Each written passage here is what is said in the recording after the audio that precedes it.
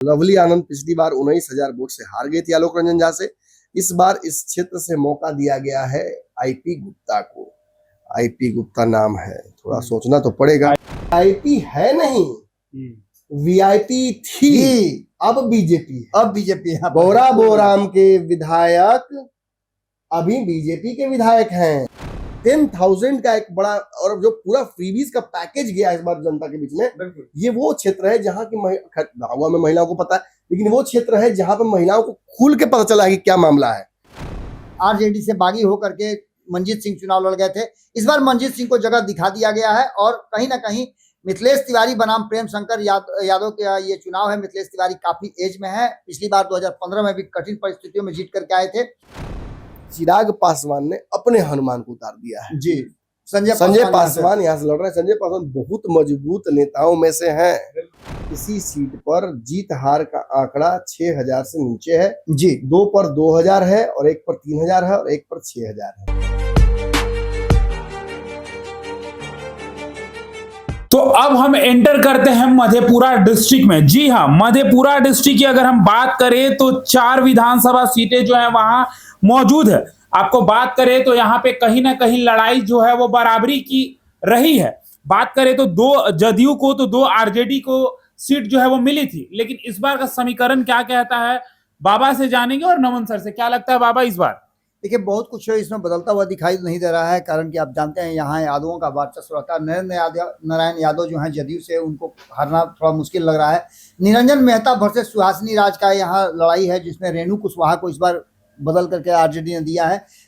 कोशिश किया गया है माहौल बदलने का, लेकिन यहाँ भी बहुत अंतर नहीं पड़ा। निरंजन मेहता जो है जीतते हुए दिखाई दे रहे हैं। चंद्रहास चौपाल की बात करें तो आपको पता होगा कि यहाँ से जीत करके आरजेडी की तरफ से आए थे। और चंद्रशेखर यादव, ये जो सीटें हैं चंद्रशेखर यादव को लेकर के कई तरह की बातें हैं। नमन जी विशेष रूप से बताएंगे कि जब शिक्षा मंत्री रहते हुए उन्होंने जिस तरह के खेल किए थे उसको लेकर के यहाँ के लोगों में एक नाराजगी जरूर रही है, क्योंकि उन्होंने अपना ही नहीं अपने क्षेत्र का भी काफी किरकिरी करवाया था, रामायण से लेकर के अन्य चीजों को लेकर के। इस बार जदयू ने यहाँ कविता साहा को उतार करके और शशि कुमार यादव को उतारा है जेएसपी ने। कहीं ना कहीं यादवों के वोट में सेंधमारी हो रही है और शशि कुमार यादव भी काफी महत्वपूर्ण है। तो नमन जी, 4 में से 2-2 सीटें हैं। आपको क्या लगता है कि ये जो चंद्रशेखर यादव वाली सीट जो है वो हाथ से निकल रही है क्या? देखिए, चंद्रशेखर यादव वाली जो सीट थी ये 15,000 के मार्जिन से जीती गई। जी, निखिल मंडल पिछली बार थे, इस बार परिस्थितियां अलग हैं। इस क्षेत्र से एक और चुनाव लड़ने के इच्छुक व्यक्ति को टिकट नहीं दिया। जी, शांतनु, जी, निश्चित रूप से शांतनु चुनाव लड़ने के इच्छुक थे। शरद यादव के परिवार को, उनकी पार्टी को, दोनों को लालू यादव ने गोद लिया था, सार्वजनिक मंच से लिया था। नहीं देने की वजह से इस क्षेत्र से टिकट उनको, इस क्षेत्र में नाराजगी है। पप्पू यादव ने मधेपुरा, सुपौल, सहरसा, पूर्णिया इन क्षेत्रों में खेल किया है। मैं खुलकर कह रहा हूं, इसका नुकसान राजद को ही होगा। और इस क्षेत्र में देखिए, वैसे तो 2 सीटें आलमनगर और बिहारीगंज, ये दोनों सीटें जीती हुई थी जदयू की, लेकिन इस बार अगर 3 जीत जाए या 4 जीत जाए तो चौंकना नहीं है, क्योंकि सिंहेश्वर स्थान वाली जो रिजर्व सीट है, इस सीट पर भी जीत का मार्जिन मात्र 5,000। और एक और बड़ी बात है ना कि इनका चंद्रहास चौपाल का तो किरकिरी करवा दिया, हमको लोकसभा चुनाव लड़वा के। बिल्कुल, ये भी एक बड़ी बात हुई थी। तो निश्चित रूप से 4 में से 4 सीटें जाती हुई दिखाई। मुझे लगता है कि देखिए, मुझे लगता है कि शायद मधेपुरा जो सीट है जी, इस पर अगर शांतनु का असर न दिखे तो शायद ये वापस चंद्रशेखर जीत जाए। लेकिन बाकी जो 2 सीटें आलमनगर बिहारगंज है, ये जदयू बहुत आसानी से जीती थी, आसानी से जीतती नजर आ रही है। फिर ऐसा कुछ भी नहीं हुआ है अलग जिसकी वजह से जदयू अपनी सीटें हार जाए। ये दोनों उल्टा, ये दोनों सीटों पर भी 10,000 का असर दिखेगा। नीतीश कुमार के प्रो जनता घोषणाओं का असर देखने को मिलेगा। यहीं पर आकर बड़े बड़े जो 30 मार्का है वो चूक जाते हैं। बिल्कुल जी। तो अगला जो हमारा जिला है वो सहरसा। अगर हम बात सहरसा की करें तो 4 विधानसभा सीट जो है वो सहरसा में मौजूद है। अगर हम आपको बता दें तो यहाँ पे कहीं ना कहीं जो सीटें दिखाई पड़ रही हैं, यहाँ पे एनडीए की दबदबा दिख रही है। वहीं पे जो महागठबंधन की है वो मात्र 1 सीट जो है वो जीती हुई दिखाई दे रही है। तो इस बार का क्या कुछ माहौल लग रहा है बाबा सहरसा में? देखिए, सोनबरसा में रत्नेश सदा रिजर्व सीट है, यहाँ जीत करके आए थे। काफी इस सीट पर भी नमन जी आपको मालूम होगा, ये जी, इस सीट जी। पर चला था आपस में ही एनडीए गठबंधन में इस सीट को चाहते थे रत्नेश सदा को मतलब रिप्लेस हम लाए हैं तूफान से कश्ती निकाल के, जी इस जी।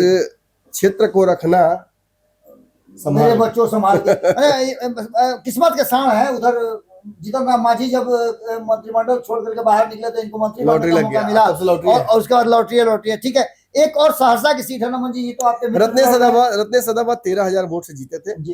And I don't see any other option जिसकी वजह से इनका सीट कट जाए या ये हार जाए।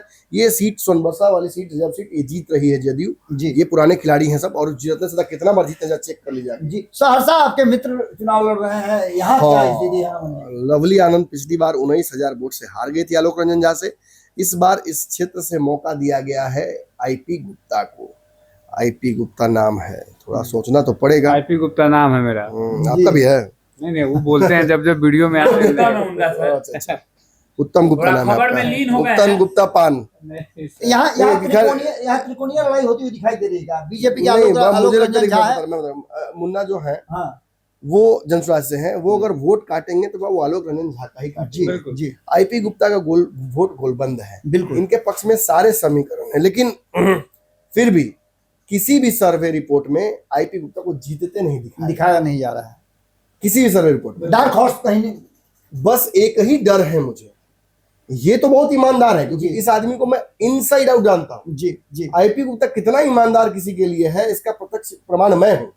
एक बुरी स्थिति में आईपी गुप्ता ने मेरी इतनी मदद की थी जी कि मैं उसे कभी नहीं भूल सकता। और फिर परिस्थितियां ऐसी आई, किसी दिन वो फंसे थे तो मैंने भी उनकी मदद की थी, जो उन्होंने सार्वजनिक तौर पर बोल भी दिया था। तो इसलिए हम बोल रहे हैं, इसलिए नहीं कि I am not someone to क्या बोलते हैं उसको, डू एंड टेल, हम नहीं करते हैं ऐसा। खैर, आईपी गुप्ता इस क्षेत्र से बड़ी आसानी से चुनाव जीतते नजर आ रहे हैं। एक ही डर है, तेजस्वी यादव जो खेल करते हैं अपने सहयोगियों के साथ, कांग्रेस के साथ किया, लेफ्ट अभी तक बची पड़ी है, वीआईपी के साथ किया, बिल्कुल वो कर देंगे तो जीतन राम मांझी से लेकर के और उपेंद्र कुशवाहा तक अब सभी गुप्ता जी क्या करिएगा। एक ही वही डर है, अदरवाइज आईपी गुप्ता आसानी से चुनाव जीत रहे हैं। सिमरी बख्तियारपुर जीत रहे हैं, आरजेडी महिषी वापस जदयू जीत रही है। आई डोंट सी एनीथिंग। चलिए, तो यह सहरसा में किस तरह का कोई झमेला है नहीं। एक सीट पर जो था उसमें भी लग रहा है कि हाँ, आलोक रंजन झा मजबूत हैं जी, जीते हुए काफी बार से हैं।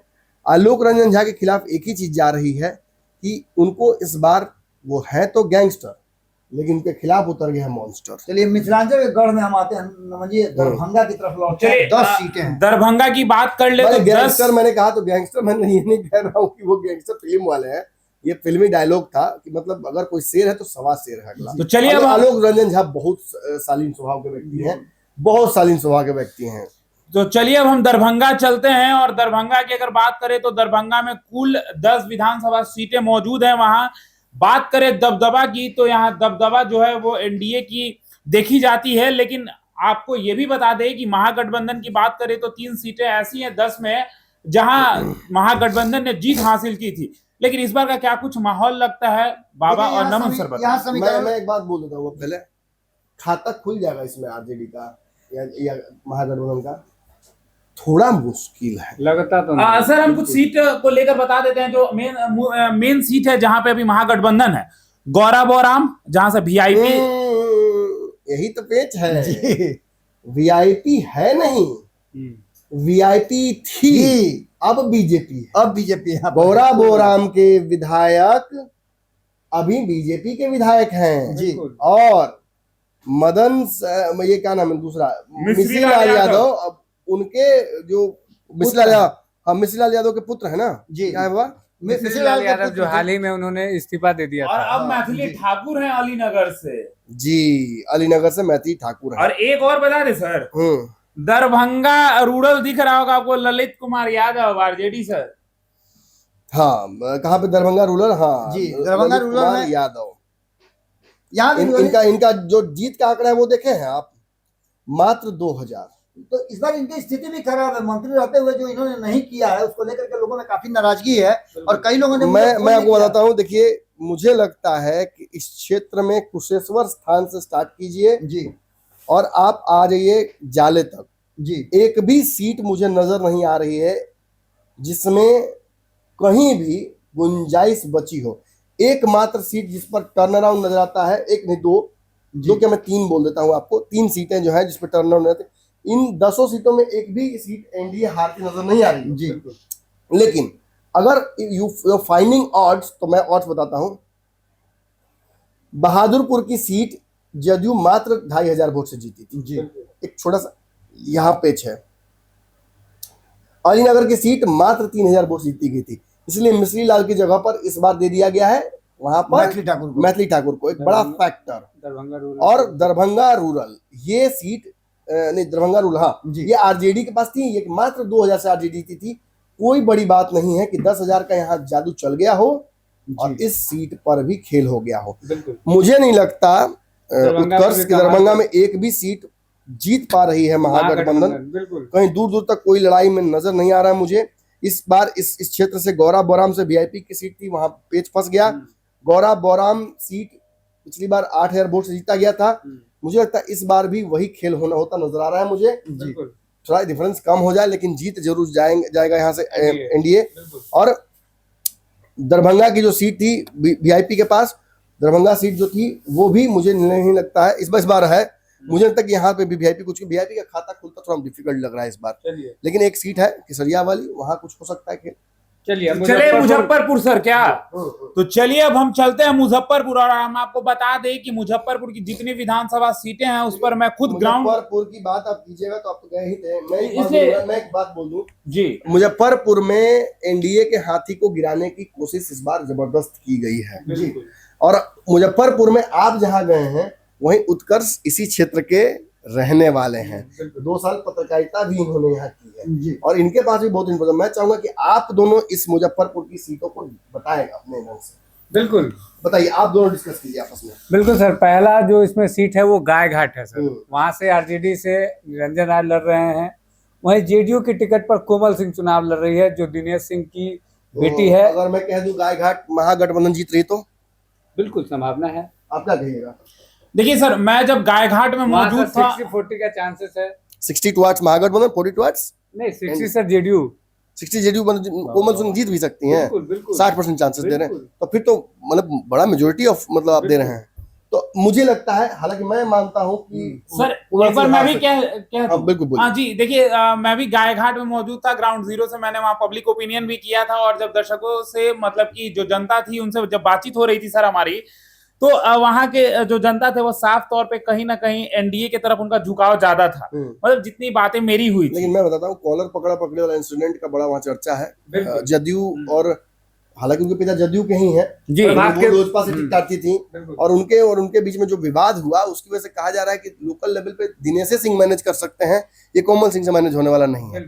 तो क्या लगता है, आप बोल रहे हैं एनडीए, आप क्या बोल रहे हैं? सर मेरा भी एनडीए ही कहना है। आप दोनों एनडीए, ठीक है। चलिए इस सीट पर मैं महागठबंधन को अपर लिमिट देने वाला चलिए अब आपका कुछ इनपुट है इसमें मेरा कोई इनपुट नहीं है क्योंकि चलिए और आई बताइए। बता रहे हैं और आई में तो सर अगर मैं कहूं तो सीधा कहूंगा रमा निषाद। बिल्कुल वहां से बीजेपी सर निकल रही है, रमा निषाद जीतेगी वहां की सीट पर ही निषाद जीत जाएगा और वीआईपी हार जाएगी जी। चलिए मीनापुर का क्या लगता है आपको? मीनापुर से वहां सर जेडीयू इस बार जो है आरजेडी वहां से चुनाव हार रही है जी। और मुन्ना यादव जो है वो कहीं ना कहीं मजबूत दिखाई पड़ रहे हैं। मुन्ना यादव वहां से चुनाव हार रहे हैं और यहाँ पर अजय कुशवाहा को बदला गया है।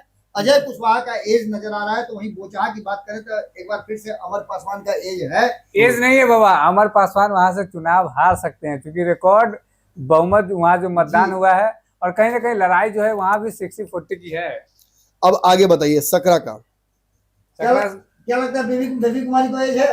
बिल्कुल 60-40 बाबा, हम तो कह रहे हैं। ठीक है। बेबी कुमारी किस तरफ से है? वो एलजेपीआर की कैंडिडेट है, जीत सकती है बिल्कुल। सर अगर बात सकरा की जाए, क्या सकरा में एलजेपी कहाँ से आ गया? नहीं सर जदयू है। बोचहा आपने पूछा है, बोचहा बेबी कुमारी। अच्छा तो बोचहा की बात कर रहे हैं। बोचहा में अमर पासवान हार सकते हैं, बेबी कुमारी जीत सकती हैं, चांसेस है इसके। हालांकि सुना मैंने लोकल वे पे बेबी कुमारी का बड़ा विरोध सर बेबी कुमारी होता है, लेकिन जो उन्होंने गलती किया था इसको लेकर उन्होंने सार्वजनिक तौर पे उस समाज से माफी मांगी है। अच्छा, मतलब मैं डैमेज कंट्रोल किया गया है उस भरोसे आप बोल रहे हैं। चलिए चलिए सकरा की बात कर लेते हैं। तो सकरा में सर जो मुझे दिखाई पड़ रही है कहीं ना कहीं उमेश राम जो है वो निकलते दिखाई पड़ रहे हैं इंडियन नेशनल कांग्रेस के आईएनसी से। सर, आईएनसी हम से। उनके साथ नहीं जाएंगे सर, वहां से आदित्य कुमार निकलेंगे जो जेडीयू के कैंडिडेट पे अच्छा चलिए, तो आपको लगता है जेडीयू जीत रहा है, आपको लगता है कि कांग्रेस यहाँ से जीत जी कांग्रेस के देखिए कांग्रेस का गढ़ नहीं है, ये भी जानिए, ये शहरी सीटें हैं, यहाँ भाजपा सर सकरा विधानसभा से मैं आता हूँ। अच्छा, आप वही आपके क्षेत्र ही है। चलिए आपका मैं खत्म करता हूँ, मैं इनके पॉइंट पे जाता हूँ। मेरा ही वोट इनके साथ। जेडीयू ने वहाँ गेम भी किया है, आदित्य बिल्कुल। कुमार को ला करके उसने ये बीजेपी की एनडीए सीट है, इसे गवर्नमेंट से जदयू को खत्म दिया गया है, तो जदयू जानबूझ के लिए लड़के वो जीतने के पिछली बार लिए। उनके पिता थे वहां से चुनाव लड़े थे, अशोक चौधरी, वो वहां से चुनाव लड़े थे। इस बार वो नहीं लड़ पा रहे हैं, उनकी तबीयत अस्वस्थ है, इसके लिए उनके बेटे को चलिए, टिकट कुर्नी के बारे में बताइए। कुर्नी में तो कोई लड़ाई ही नजर नहीं केदार आ रही है। गुप्ता से एनडीए केदार गुप्ता। मुजफ्फरपुर मुजफ्फरपुर में विजय चौधरी एक बार फिर से जीतते हुए विजेंद्र नजर आ रहे हैं। चौधरी। विजेंद्र चौधरी जी। हाँ बाबा, यहाँ 50-50 चांसेस लेके चल सकते हैं। एनडीए रंजन जीत कुमार भी जाएगी, जीत सकते शहरी हैं। क्षेत्र है, मुजफ्फरपुर रंजन शहर कुमार है, भी जीत सकते हैं। मुजफ्फरपुर होकर अब जाना है, सर मुजफ्फरपुर काटी जीत में जाएगी। आते हैं मुजफ्फरपुर जीत रहा है बीजेपी। जी। चलिए, कांटी में मामला गड़बड़ा सा अजीत है। हाँ, कुमार, मैं काटी में अजीत नहीं कुमार, मानूंगा sir. Ajit Kumar sir record जी निश्चित रूप से इसराइल मंसूरी यहाँ पर मुश्किल में लग रहे हैं कि जीत करके आएंगे। क्या लगता है तो कौन जीत रहा है? मेरे हिसाब अजीत से कुमार। अजीत कुमार इंजीनियर जी। जेडीयू जीत सर मेरे हिसाब से आरजेडी सर। सर जेडीयू वहां से जीत रही है, इसराइल मंसूरी वहाँ भारी। पार्टी से आप दोनों डिफरेंट ओपिनियन। मैं इजराइल मंसूरी। नहीं, मेरा भी अजीत कुमार की तरफ है। अजीत कुमार बहुत अच्छे मैं नेता हैं। मैं सर दर्शकों को जानकारी के लिए बता दूं कि 2020 में जब अजीत कुमार ने वहाँ चुनाव निर्दलीय लड़ा था, उस समय वो सेकंड नंबर पे आए थे। और भाजपा ने बहुत उनको मनाने की कोशिश की थी। जी। इस क्षेत्र में जो चुनाव हुआ था उसमें भी बड़ा कोशिश किया गया मनाने का। वो तिरहुत वाला चुनाव जो हुआ था जी। उसमें भी बड़ा प्रभाव था इस क्षेत्र का। बिल्कुल। मैंने देखा था तो उसमें लेकिन उसमें- सर इजराइल अजीत- मंसूरी को भी हम नहीं भूल सकते हैं जिस तरीके से उन्होंने जीत दर्ज की थी और जो मेहनत करके हाँ, जनता तो की वही है कि विश्वास मतलब जीती थी। कोई जीतेगा कोई हारेगा। देखिए इसराइल मंसूरी के खिलाफ मैं सर एक वहाँ बात पे मैं बता देता हूँ, ये एकदम 50-50 पे अटका हुआ मामला है। कह सकते ये हैं। दोनों तरफ जा सकता है, बिल्कुल। लेकिन चूंकि जो पैटर्न दिख रहा है, हम्म। जो 10,000 का एक बड़ा और जो पूरा फ्रीबीज का पैकेज गया इस बार जनता के बीच में, बिल्कुल ये वो क्षेत्र है जहाँ की गाँव में महिलाओं को पता है, लेकिन वो क्षेत्र है जहाँ पे महिलाओं को खुल के पता चला है कि क्या मामला है। तो बिल्कुल। थोड़ा सा मैं एनडीए को यहाँ एज मैं भी दूंगा, तो और 3-1 है आप। इसराइल मंसूरी के साथ एक और घटना है नमन जी कि उनका वहाँ कैरेक्टर जो है खास करके जमीन को लेकर करीब बिल्कुल। विवादों को लेकर के उनका बहुत सारा हाँ ठीक है, लेकिन वो तो देखिए वो बात तो बलुराज सबके साथ जी बलुराज की मंत्री होते हुए भी लोगों ने उन पर आरोप लगाए हैं। जी। बलराज में वीआईपी वर्सेस बीजेपी का लड़ाई है, वह क्या लगता है? बीजेपी निकल रही है। है वीआईपी जहाँ है वहाँ बड़ा आसान जीत बीजेपी को मिल जा रहा है। सबसे मतलब मुकेश सहनी पे इस बार हरी सहनी भारी है, बिल्कुल और वह ये तो क्षेत्र ही निषादों का है। बिल्कुल। यहाँ तो अजीत सर की पत्नी भी लड़ रही है चुनाव, जी नहीं वो तो सर वहां से है। मतलब इस क्षेत्र से लड़ हाँ, रही है ना, बिल्कुल, मुजफ्फरपुर से। लड़ी, बिल्कुल। हाँ, जी पारू जो सीट है उस पर नमन जी आपसे हम जाना चाहेंगे ओपिनियन पर, क्योंकि आपके आप मित्र मुझे- हैं, उनके पिता नहीं, वो तो मेरे छोटे आपका भाई छोटा जैसे भाई हैं। है, उनके पंचनामा पिता- के बड़े प्रिय दर्शक हैं विवेक, और उनके पिता लड़ रहे हैं मदन चौधरी। बड़ा डिफिकल्ट है, मतलब अशोक सिंह ने लड़कर चुनाव बड़ा बिल्कुल। डिफिकल्ट कर ये दिया भी है। पता नहीं किस तरह से मैनेज नहीं कर पाई बीजेपी ने हर सीट पर मैनेज किया है, लेकिन आरएलएम की सीटों पर पता नहीं क्यों, मतलब ये क्या है, ये उपेंद्र कुशवाहा के साथ हो जाता है हर बार खेल, या कोई बैठकर वहां से पास से खेलता है कि उपेंद्र कुशवाहा बड़े नेता ना बन जाए। अब जदयू का कोई व्यक्ति है, कोई भाजपा का है, कौन है मुझे नहीं पता। देखिए नीतीश को भी उपेंद्र कुशवाहा के बहुत जीतने से डर है, और सम्राट चौधरी को उपेंद्र कुशवाहा के बहुत जीतने से बहुत डर है। अब ये क्या होता है ये मुझे नहीं पता, लेकिन इसके मतलब भेंट चढ़ जाना अगर मदन चौधरी को पड़े तो ये थोड़ा सा मतलब दुखद है। एक बार मौका मिला, काफी दिन से वो भी राम राम जप रहे थे, राम राम जप रहे थे कि टिकट मिलेगा मिला तो ऐसा सीजन में कि अगर आप लड़ने जा रहे हैं तो सामने खाई खाई वाला हाथ में, लेकिन बाद में बहुत डैमेज कंट्रोल हुआ। जी खासतौर पर चिराग पासवान ने जाकर वहां गेम पलटने की कोशिश की, उपेंद्र कुशवाहा गए, और आई थिंक कि जितने भी भाजपा के टॉप लीडरशिप है सब वहां पहुंचे हैं डैमेज कंट्रोल में। बिल्कुल। पवन सिंह भी मुझे लगता है, पवन सिंह गए थे, कौन गया था, पवन एक तो स्टार कोई गए थे, निरहुआ शायद गए थे, जो भी हो। तो इस तरह से कुछ तो कोशिश करने को, हाँ पवन सिंह ही गए थे, कोशिश की गई कि इस क्षेत्र में डैमेज कंट्रोल करने की, राजपूतों को अपने पाले में करने की। अब टोटली डिपेंड करता है कितना वोट अशोक कुमार सिंह जो है वो काटते काट हैं। लेते हैं, उसी का फायदा महागठबंधन को यहाँ हो सकता है। अशोक सिंह जीतेंगे तो नहीं, ये तो कंफर्म है। मदन चौधरी और आरजेडी के बीच में ही लड़ाई है। मतलब शंकर यादव वर्सेस मदन चौधरी। अंतिम जो मुजफ्फरपुर का बचा हुआ है साहेब मैं 60% देता हूँ एनडीए की तरफ। राजू सिंह सर हाँ अनडाउटली राजू सिंह जो है वो जीत रहा है। देखिए राजू सिंह भी गए थे पारू में, वो भी गए, उन्होंने कहा कि हम लोग भी नाराज हैं, टिकट कट ना जाए, लेकिन कटने से, लेकिन अशोक सिंह के, लेकिन चलिए अब ठीक है, अब हो गया सो हो गया। अंतिम सीट मुजफ्फरपुर की साहिबगंज है और साहिबगंज में कोई डाउट नहीं है, यहाँ से एनडीए निकाल रहा है वहाँ। जीत के आ रहे हैं। तो बाबा इसमें क्या हमने निकाला, कितनी सीटें हैं ये? 10 सीटें। मुजफ्फरपुर में टोटल 11 सीटें हैं। 11 सीटें, 11 में से 7 सीटें तो हम लोग जीतते हुए देख रहे हैं एनडीए गठबंधन को। बाकी 4 सीटें जो है उन सीटों पर अगर देखा जाए तो टक्कर है, लेकिन 60-40 का रेशियो है, उसमें भी परिस्थितियां बदल सकती हैं। देखिए, तो फाइनली अब जो है हम गोपालगंज डिस्ट्रिक्ट में एंटर कर चुके हैं। आपको बता दें कि गोपालगंज में टोटल 4 विधानसभा सीटें हैं। अगर बात करें मुकाबले की तो कहीं ना कहीं बराबर की टक्कर दिखाई पड़ती है। आपको बता दें 2 सीट आरजेडी तो 2 सीट बीजेपी के पास है, लेकिन इस बार क्या माहौल है ये बाबा से जानेंगे। बाबा, क्या माहौल दिख रहा है इस बार? देखिए, गोपालगंज में जैसा कि आपने फिर इस बार से जो रिजर्व सीट है उसको छोड़ ही दिया है। खैर चलिए बैकुंठपुर से अब शुरू करते हैं। बैकुंठपुर में पिछली बार जो है आरजेडी जीत करके आई थी, मिथिलेश तिवारी हार गए थे। उसका कारण आपको सबको पता है कि वहां से आरजेडी से बागी होकर के मंजीत सिंह चुनाव लड़ गए थे। इस बार मंजीत सिंह को जगह दिखा दिया गया है और कहीं ना कहीं मिथिलेश तिवारी बनाम प्रेम शंकर यादव का ये चुनाव है। मिथिलेश तिवारी काफी एज में है, पिछली बार 2015 में भी कठिन परिस्थितियों में जीत करके आए थे। बरौली की बात करें तो राम प्रवेश राय यहाँ से पिछली बार लड़े थे, रियाजुल हक को उन्होंने हराया था। इस बार मंजीत सिंह को यहाँ से टिकट दिया गया है जेडीयू की तरफ से, बीजेपी ने ये सीट छोड़ी है। दिलीप सिंह उनके अगेंस्ट में है और यहाँ की लड़ाई भी कड़ी है। मंजीत सिंह चूंकि अच्छे एज में है तो यहाँ भी लगता है कि बरौली की सीट भी जीतने की स्थिति में एनडीए गठबंधन है। गोपालगंज कुसुम देवी जीत करके आई थी बीजेपी से, यहाँ भी कोई लड़ाई नहीं है। इस बार सुभाष सिंह को बीजेपी ने उतारा है और यहाँ भी सुभाष सिंह का एज काफी अच्छा लग रहा है। लेकिन कुचायकोट की बात करें तो कुचायकोट में अमरेंद्र पांडे लगातार जीतते आ रहे हैं, इस बार भी बहुत ज्यादा उनको दिक्कत नहीं होने वाली है। भोरे की बात करें तो सुनील कुमार जो कि मंत्री रहे हैं, शिक्षा मंत्री जी, जितेंद्र पासवान को यहाँ से हराया था। इस बार फिर उन्हीं दोनों के बीच में मुकाबला है। बात करें हथुआ की तो राजेश सिंह यहाँ से हैं, रामसेवक सिंह यहाँ उनके अगेंस्ट में है। इस बार रामसेवक सिंह जेडीयू से आए हैं और ये सीट जो है आरजेडी बनाम जो जेडीयू है उसमें से आरजेडी ने राजेश कुशवाहा को बदल करके दिया है। देखना होगा कि आरजेडी वाई सीट पर जीती थी 30,000 से अधिक मतों जी, लेकिन और पता नहीं क्यों प्रत्याशी बदल दिया। मतलब ये थोड़ा सा कंफ्यूजिंग है मेरे लिए। नहीं, इसलिए आपको कंफ्यूजिंग लग रहा होगा कि राजेश सिंह जो है आरजेडी से जो चुनाव लड़े थे वो उनको लेकर के एंटी इनकम्बेंसी चल रही थी जी, इसको लेकर जी, यहाँ जातीय समीकरण बैठा कर कुशवाहा को देने के चक्कर में मतलब ये तो घुमा फिरा के वही कहना ना कि यहाँ पे जितनी भी सीटें हैं 1 2 3 4 5 6 सीटें जो हैं इसमें 6 में से एक सीट जिस पर आरजेडी जीती हुई है या आगे थी जी, उसी सीट पर कुर्बानी दे दी आरजेडी। निश्चित रूप से परिस्थितियां अपने खिलाफ प्रतिकूल कर ली। बिल्कुल उनका जो कुशवाहा को अपने तरफ खींचने का जो एंगल है ना वो कहीं ना कहीं उनको उल्टा पड़ गया है।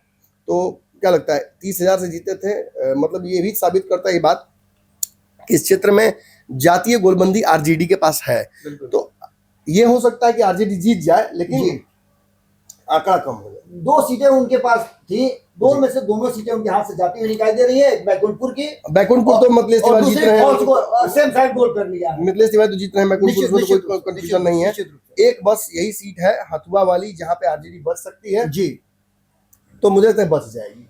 कम ही मार्जिन होगा लेकिन बच जाएगी। यहाँ भी उम्मीदवार आप समझिए ना, कुशवाहा के चक्कर में जो जीते हुए कैंडिडेट को दिया है तो कुशवाहा तो वोट नहीं देगा इस बार तो कंफर्म है, लेकिन इसका नुकसान मुझे लगता है कि होगा। लेकिन चलिए हथुआ मुझे लगता है फिर भी मैं रखूंगा 70-30 के आसपास, 70-8 महागठबंधन। चलिए हम आगे बढ़ते हैं सिवान की तरफ। हम सिवान की तरफ बढ़ते हैं जी। तो देखिए, अगर हम बात करें सिवान की तो सिवान में टोटल जो अगर हम दबदबा की बात कर ले तो यहाँ पे आपको कहीं ना कहीं आरजेडी और बीजेपी दोनों दिखाई देगी, लेकिन महागठबंधन गढ़ दिखाई पड़ती है। तो चलिए बाबा से सीधा जानते हैं कि सिवान यहाँ माले जीती हुई है जी, आरजेडी 3 सीटें 4 सीटें जीती हुई है जी, बीजेपी के पास 2 ही सीट है, एक सीट और आईएनसी के पास जीती हुई है। बिल्कुल, भाजपा ने यहाँ पर बहुत बड़ा गेम किया है नमन जी, एकदम बहुत बड़ा गेम। अच्छा, इस सिवान में अगर भाजपा चौंका दे महागठबंधन की जमीन दरकार है तो कैसा रहेगा? निश्चित रूप से फिर तो भाई ये तो प्रीटी मच दिस समसप की ये चुनाव कौन जीत रहा है जी निश्चित। ऐसे कह सकते हैं बाकी सिवान ही तय करेगा कि कौन सरकार जीत रहा है, बना रहा है, जीत रहा है। बिल्कुल क्योंकि ये तो आरजेडी के गढ़ है। निश्चित रूप से अगर यहाँ आरजेडी गड़बड़ा जाती है तो इसका मतलब कहीं ना कहीं पूरे बिहार का इंडिया लहर के अंदर है और वो लहर बहुत लोग चुनाव में महसूस नहीं कर पाए। हम तो बोल रहे थे अब एग्जिट पोल में हमारे पंचनामा का देखा देखी लोग बोलने लगे। निश्चित निश्चित तो निश्चित। चलिए पर सीट कर लेते हैं बा। अवध जी। बिहारी चौधरी की सीट जो है सिवान शहरी, इसका क्या होगा? मंगल पांडे यहाँ से एज ले रहे हैं। चलिए एक सीट यहाँ पे नुकसान हो गई आरजेडी को। यहाँ 1000 वोट से मतलब 2000 वोट से जीते थे, 1900 वोट से। जी चलिए अब जीजादे की सीट है, सीपीआई में जीती थी 25000 वोट से, क्या लगता इस बार है? भीष्म कुशवाहा को सामने लाया गया है, तो कुशवाहा बनाम कुशवाहा। जेडीयू जीत गई। चलिए आगे बढ़ते हैं। अब दरौली की सीट बस सत्यदेव राम सीपीआई से जीते थे 12000 वोट से, क्या लगता है? इस बार एलजेपी को देकर के गेम चेंज किया गया नमन जी, यहाँ भी चलिए जीतने के ये भी चांस बढ़ाया सीट गया जीत है। गई एनडीए। रघुनाथपुर सीट बाबा हरिशंकर यादव, क्या जी होगा? हरिशंकर यादव को तो हटा करके ओसामा साहब को यहाँ से उतारा गया है, और जीसू सिंह को भी कमजोर मत समझिएगा नमन पिछली बार हरिशंकर जीते थे तो जी। 17000 वोट से जीते थे। जी। ओसामा को लाया गया पोलराइजेशन के लिए। रघुनाथपुर ओसामा जीत रहे हैं। देखिए मैं भी चाहता था कि ओसामा को जगह मिले। ओसामा और साबुद्दीन परिवार ने जो कुर्बानी दी है उसको राजद ने समझ लिया, ये बहुत बड़ी बात है। मैं चाहता हूं कि ओसामा आजकल के आधुनिक युवाओं की तरह मुख्य धारा से राजनीति के जुड़े। जी जो एक भटकाव उनके चरित्र के साथ एसोसिएट कर दिया गया था, मैं चाहता हूं उससे वो अलग हटे। तेजस्वी यादव अगर लालू यादव की परछाई से आगे बढ़ चुके हैं तो मुझे लगता है कि दिस इज हाई टाइम कि ओसामा के ऊपर से भी उनके पिता के अच्छे कार्य रहें, बुरे कार्य का जो ठप्पा लगता है उसे हटाया जाए। और ये काम केवल ओसामा ही कर सकते हैं। I think Osama is going to win this, और यहाँ से ओसामा, नए ओसामा को देखने की इच्छा मेरी है। आई होप कि ये बात ओसामा सुन रहे हो और इसे वो फॉलो करेंगे। एक ट्रैक चेंज करने की जरूरत है। केवल लालू यादव का पुत्र ही अपना बैगेज नहीं उतार सकता है, आप भी उतार सकते हैं। निश्चित निश्चित रूप से निश्चित रूप से निश्चित रूप से। दरौंदा एक सीट नमन जी दरौंदा की बात करें तो यहाँ भी कोई लड़ाई नहीं माले गढ़ है, माले का गढ़ है, लेकिन यहाँ माले मतलब इस क्षेत्र की तीनों सीटें हार जाएगी। जी निश्चित रूप से करणजीत सिंह यहाँ से जीतते ही आ रहे हैं, और इस बार भी उनका जीतने का चांस है। तो आपको पता होगा कि निर्दलीय भी जीते थे, उसके बाद बीजेपी ने अपने साथ लाया और फिर से वो चुनाव में आ गए हैं। बीच में बड़हरिया की सीट से क्या होगा? बड़हरिया के सीट पे तो कहीं ना कहीं फॉल्स गोल अपने खुद से कर लिया है तेजस्वी यादव ने। यहाँ से बच्चा पांडे जीत कुछ तो देखा होगा ना, बच्चा पांडे का टिकट काटने के पीछे कुछ तो रीजन होगा। मात्र 3000 वोट से 3500 वोट से जीते थे वो। जी तो इस बार देखिए ना, इंद्रदेव पटेल को उन्होंने दिया है, हालांकि इंद्रदेव पटेल जेडीयू से है, दोनों तरफ से हुआ है। यहाँ श्याम बिहारी सिंह को भी दोनों का टिकट कट गया, जीते हार दोनों का। जी श्याम बहादुर दोनों की लड़ाई बहुत तगड़ी थी, गजग्राह की लड़ाई थी। बच्चा पांडे वर्सेस श्याम बहादुर भी, ये दोनों मात्र 3000 वोट से हार जीत हुई थी। मतलब इस बार गजग्राह आ गया। जी निश्चित, और दोनों को हटाकर नॉर्मलाइज कर दिया। मतलब एक नया समीकरण है, तो कोई भी जीत सकता है, कोई भी जीत सकता है। 50-50 जी 50-50 इसको मान लेते तो हैं। मैं एक तरह से इसको आरजेडी को ही देता हूँ। जी सोच समझ कर तेजस्वी ने हटाया होगा जीता हुआ प्रत्याशी को। गोरिया कोठी यहाँ पर देवेश कांत सिंह बीजेपी से और नूतन देवी आरजेडी से थे। देवेश कांत सिंह बहुत बड़े वोट से अंतर से जीते थे, तो यहाँ से अनवालुल अंसारी को देकर के चेंज करने की गेम। हाँ तो फिर पोलराइजेशन, रिवर्स पोलराइजेशन। लेकिन खेल ना इधर कर दिया जेएसपी ने, उसमें भी मुस्लिम उम्मीदवार उतार। हाँ तो यहाँ रिवर्स पोलराइजेशन कंफर्म है जी। यहाँ हिंदू एकजुट हो जाएंगे और ये सीट जीत जाएगी। बात महाराजगंज की करें तो महाराजगंज में भी आपको पता है कि यहाँ भी लड़ाई जबरदस्त हो गई है, और वीआईपी विजय शंकर दुबे कांग्रेस जीती हुई थी, 1900 वोट से विजय शंकर दुबे जीते थे। इनके टिकट पर आफत लास्ट तक लाकर ला दिया गया। क्या होगा वो बात बताइए। विशाल जायसवाल को यहाँ से आरजेडी ने उतारा है, और हेम नारायण शाह को जेडीयू ने उतारा है। आईएनसी से टिकट वीडियो आरजेडी ने ले लिया। ऑडियो को रिकॉर्डिंग वायरल हुआ था विजय शंकर दुबे का यहाँ से, बताते हुए कि हमनियों को तो काट डले बा जी। और उसमें वर्तमान जो जिनको टिकट दिया गया है उन्हीं से साथ बातचीत उनकी हो रही थी, और दोनों का ऑडियो बड़ा इंटरेस्टिंगली वायरल हुआ है। खैर ये सीट जीती हुई हार ली गई। बिल्कुल बिल्कुल महाराजगंज हार लिया गया। बिल्कुल। तो इस पूरे लिस्ट में तो मुझे लगता है कि एक अगर हम बात करें रघुनाथपुर की जी, और दूसरा बाबा कौन, उसके बाद एक रघुनाथपुर की सीट हो रही है, और एक बढ़िया को ये 2 सीट लग रहा है जी। मतलब दो सीटें महागठबंधन की तरफ स्विच चल रही है। तो 8 में से 2 मतलब 6 इधर एनडीए की तरफ। मतलब ये भी तो मतलब तो डिसाइड हो गया निश्चित रूप से। सारण, चलिए तो अब सारण जी, सारण में 10 सीटें हैं। अगर हम लालू का गढ़, बिल्कुल बात करें तो 10 सीटों में से कहीं ना कहीं 7 सीटों पर महागठबंधन की जो है मजबूती दिखाई पड़ रही है, और 3 सीटों पर गठबंधन की। लेकिन इस बार का क्या कुछ माहौल लग रहा है बाबा? देखिए इस बार धूमल सिंह को उतार करके कहीं ना कहीं एकमा में एक गेम करने की कोशिश जेडीयू ने किया है, और धूमल सिंह काफी वहां से मजबूत उम्मीदवार है। वहीं दूसरी तरफ रणधीर सिंह को अपने पक्ष में ला करके जेडीयू ने कहीं ना कहीं एक और गेम किया। 10 में से 7 सीटें जीती हुई हैं महागठबंधन की।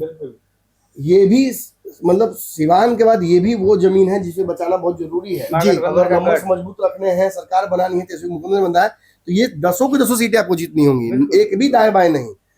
तो वह आपने एकमा की बात, जी एकमा में बहुत बड़ा गेम हुआ श्रीकांत है। यादव जीते थे, सीता देवी यहाँ से जदयू की हारी थी, 13,000 का मतांतर था। यह धूमल सिंह को द्वारा गया। धूमल सिंह काफी बड़ी हस्ती है और धूमल सिंह को उतार जी। करके नीतीश कुमार ने गेम चेंज किया। तो वहीं रणधीर को उतारा है माझी से, वो भी एक बड़ा गेम किया है नमन जी। यादव की बड़ी जनसंख्या है, ये तो निकाल लेंगे सीट ना। अब राजपूतों की तो संख्या है और रणधीर सिंह की अपनी एक लेगेसी है। उनके भाई जी, सुधीर सिंह के जी, बारे में आप जानते ही हैं, जी, जी। उनका एक बड़ा राजनीतिक परिवार रहा है। हम्म। तो ऐसी स्थिति में यहाँ से रणधीर सिंह को उतार कर, रणधीर सिंह पहले जीत भी चुके हैं जी, महाराजगंज से, जी। तो उनके पास एक जीतने का कहा जाए तो एक अनुभव भी है। तो आप इसे, इस सीट को एनडीए की तरफ दे रहे हैं? निश्चित रूप से ये दोनों की दोनों सीट जो है मुझे एनडीए की तरफ जाती हुई कौन दिखाई कौन? दे रही है। माझी और एकमा? माझी और एकमा की। तो देखिए बनियापुर तो मुझे लगता है कि एनडीए ही जीतेगी। केदार नाथ सिंह यहाँ से थे पिछली बार, आरजेडी के वो जीते थे, जी तो आई थिंक इस बार यहाँ स्विच होगा। ये सीट बीजेपी जीतती नजर आ रही है मुझे। क्या लगता है आपका समीकरण हुआ? वीआईपी यहाँ पिछली बार आरजेडी से लड़ी थी, हार गई थी, आपको क्या लगता है? इस बार बनियापुर हाथ में आता हुआ दिखाई दे रहा है। तरैया में भी वही बात है, तरैया में भी मुझे लगता है तरैया में कि जनक NDA सिंह जीतती जीत नजर आ रहे रही हैं। है। जनक सिंह हाँ, का अच्छा वहाँ आसानी से जीत रहे हैं। रिकॉर्ड रहा है। बात करें मढ़ौरा की तो जितेंद्र राय, अब उनको वाकोहर मिल गया, आपको पता ही होगा, हाँ, सीमा सिंह का हाँ। कैंसिल हो जाने के चलते। छपरा मढ़ौरा में इंडिपेंडेंट प्रत्याशी लड़ाई में है, जी, क्या बोलिएगा बात। छपरा में सीएन गुप्ता की जगह पर छोटी कुमारी को दिया गया, जिनको आपको पता ही होगा कि मुख्यमंत्री और प्रधानमंत्री दोनों जी। ने उनको आशीर्वाद दिया है। जी। तो यहाँ वो निश्चित रूप से लड़ाई में है। खेसारी लाल यादव भी यहाँ चुनाव में मैदान में है। छपरा मतलब खेसारी हार जाएंगे चुनाव, निश्चित रूप से खेसारी लाल यादव अपने क्या लगता जितना भी स्पार्क में रहे। बिल्कुल चांसेस है कि हार जाए। क्या लगता है? दीपक खेसारी लाल जी सर, मैं जो देख पा रहा हूँ, मुझे कहीं ना कहीं लग रहा है कि छोटी कुमारी भी जो है उनको कमजोर ना समझा जाए, वो भी अभी अपनी जो मजबूत पक्ष है वो रख रही हैं।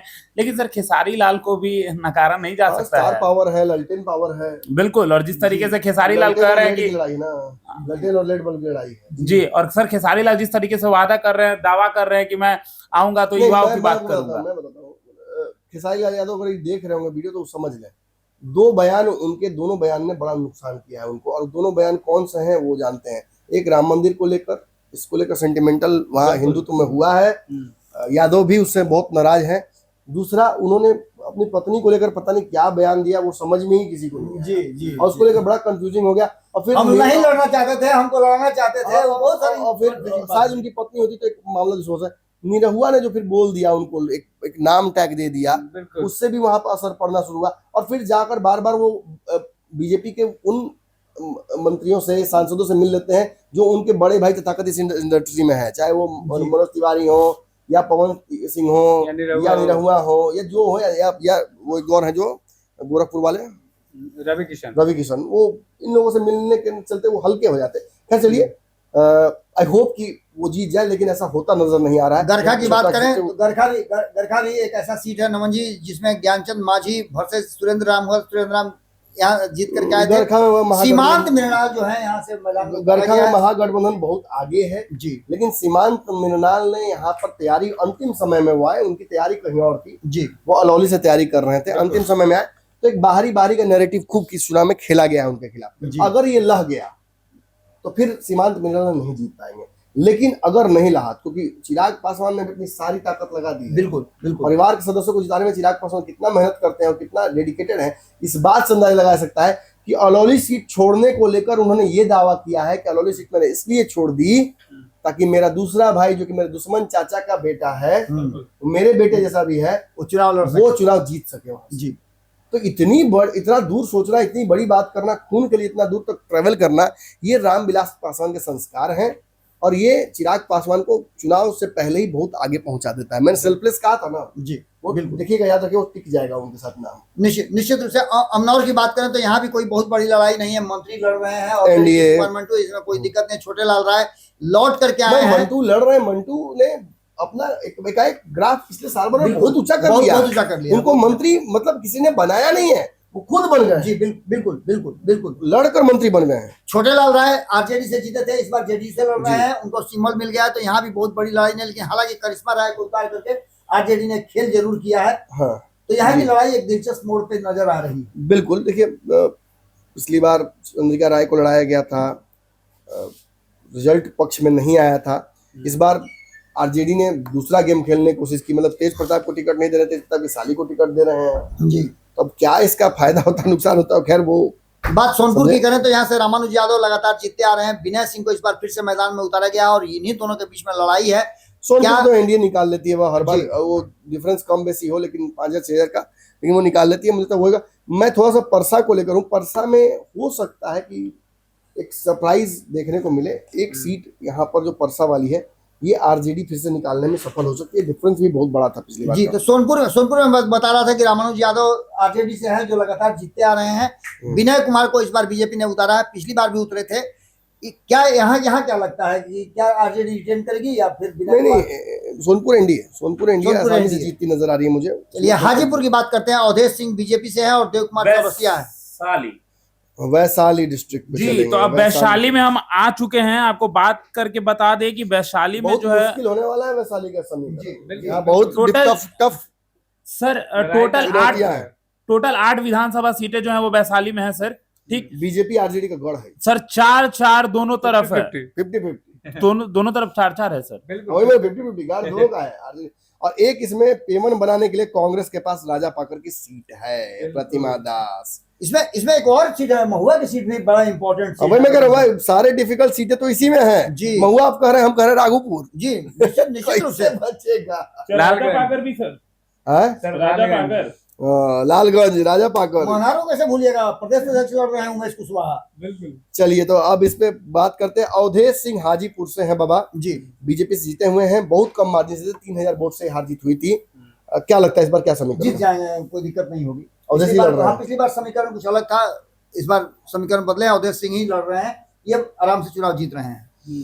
अवधेश सिंह चुनाव जीत रहे हैं। लालगंज में क्या लग रहा है भाई? संजय सिंह, राकेश कुमार सिंह, ये दोनों की लड़ाई इस बार फिर है और इस लड़ाई में बीजेपी क्या लगता है आपको? एज लेती हुई मुझे दिखाई दे रही है। शिवानी शुक्ला भी है बाबा जी, शिवानी शुक्ला भी है आरजेडी से आई। क्या लगता है जिस तरीके से उनको रोने लगी थी, सिंपैथी उनको मिलेगा?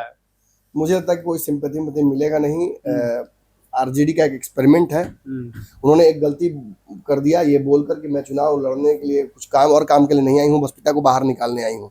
ये लोग समझ गए हैं कि अच्छा केवल इसके लिए आए हैं, तो फिर हमारे से लिए काम करिएगा नहीं, फिर तो आप चले जाइएगा पिताजी को निकाल कर बाहर। ये हैम्पर कर गया। अगेन ये नाइवनेस है, ये राजनीति का परिपक्वता नहीं होना दर्शाता है और कोई उसमें गलती नहीं है। उन्हें सीखने के लिए बहुत समय, जबरदस्ती सीज एक्सीडेंटल कैंडिडेट, तो एक्सीडेंटल कैंडिडेट इतनी आसानी से जीत जाए ये थोड़ा सा डिफिकल्ट होता है। लहर उनके साथ है, लेकिन अगेन वही बात है कि इतना सवर्णों के पीछे खड़े हो जाएंगे राजद मुसलमान, आई डोंट नो। बात वैशाली की करें और नमन जी, तो वैशाली में त्रिकोणीय लड़ाई हो गई है और यहाँ फ्रेंडली फाइट भी हो रही है। सिद्धार्थ पटेल यहाँ जीते हुए हैं जदयू के। संजीव सिंह पिछली बार बड़ी कम मार्जिन से हारे थे, संजीव सिंह के अगेंस्ट में राजद ने अपना उम्मीदवार भी उतार दिया। जी जी, यहाँ क्या लगता है आपको? वैशाली में मैं यहाँ देखिए एक और मजेदार बात है। वैशाली में कांग्रेस और आरजेडी एक दूसरे के खिलाफ फ्रेंडली फाइट में। जी जी, तो Vaishali seat I am sure कि सिद्धार्थ पटेल जीत जाएंगे। हाँ, मतलब संजीव सिंह पिछली बार भी हार गए थे और डिफरेंस 8,000 के आसपास था। तो आई थिंक सिद्धार्थ पटेल जीत जाएंगे क्योंकि यहाँ पे आरजेडी और आईएनसी की लड़ाई है आपस में।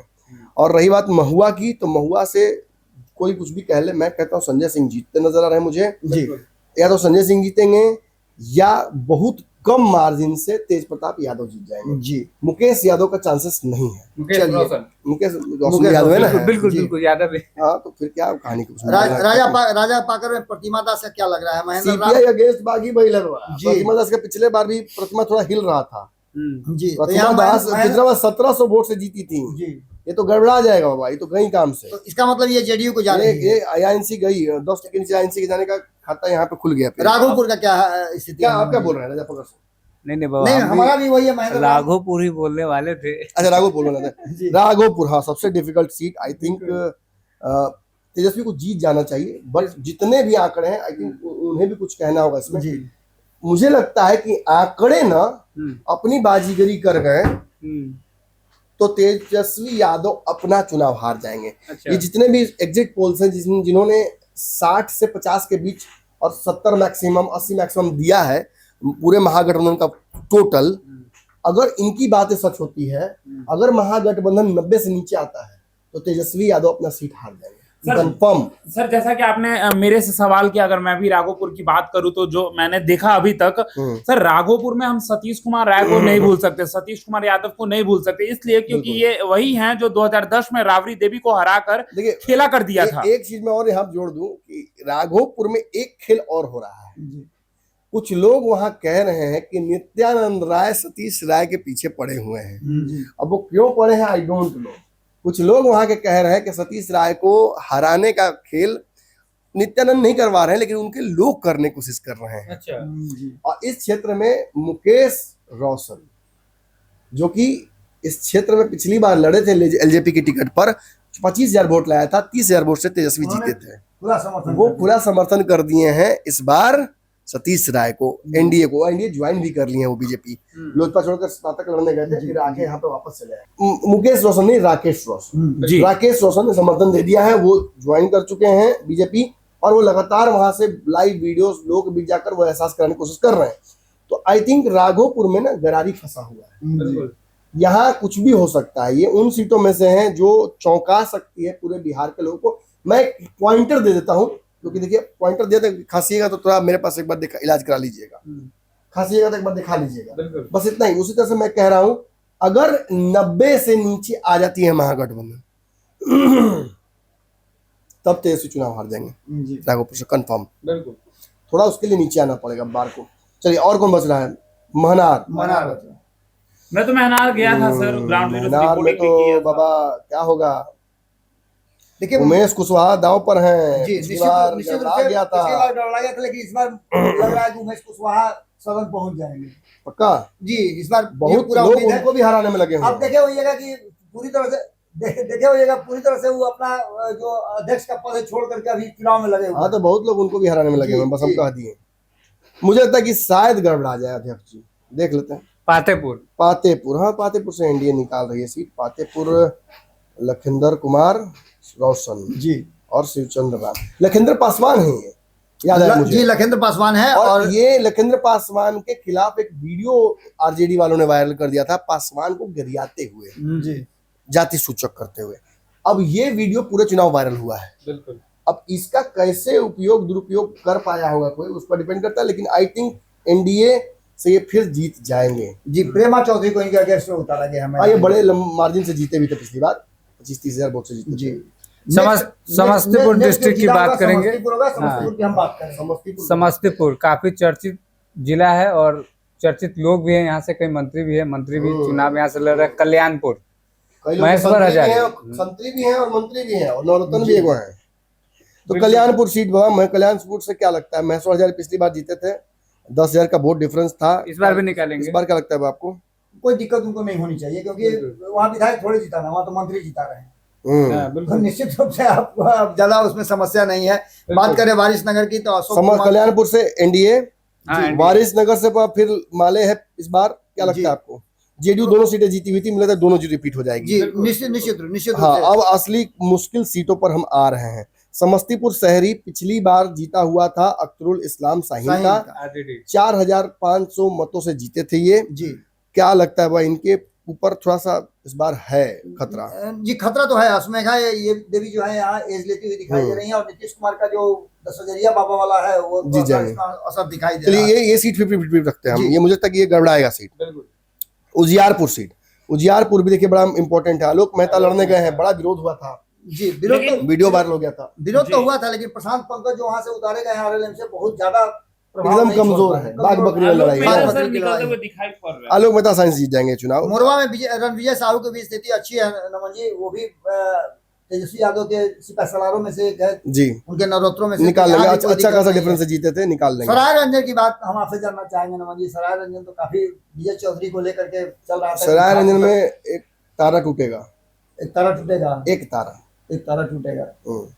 एक नवरत्न। वीवीपैट भी खूब वहाँ छिटाया उठाया, बहुत खेल हुआ है। लेकिन चलिए, मुझे लगता है कि सराय रंजन सीट से विजय चौधरी को जिसने भी राय दी थी कि आप बैठ जाइए, उनका बहुत बड़ा हितैषी था, दुश्मन नहीं था।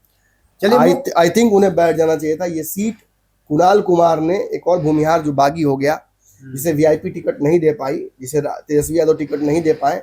और कहीं ना कहीं मैं फिर कहता हूं कि तेजस्वी यादव के अंतः मन में जो बातें हैं वो छातापुर और सरायरंजन में दिख गई हैं, जी एक्सपोज हो चुकी हैं। वो बहुत लोग समझाएगा नहीं, खासतौर पे जो उस तरह का है लोग चकलेटिया टाइप का, उन्हें समझाएगा। जी। लेकिन आई नो कि क्या होता है खेल, कैसे खेल खेला जाता है, जानबूझकर सीटें कैसे हारी जाती हैं। छातापुर तेजस्वी जानबूझकर हारे हैं, सरायरंजन तेजस्वी यादव जानबूझकर बीए चौधरी को जीतने के लिए छोड़ दिया उन्होंने। जी लेकिन इस क्षेत्र में कुणाल कुमार ने ऐसा काम कर दिया है कि शायद ही ये तारा टिमटिमाए। जी I think the star is going to fall.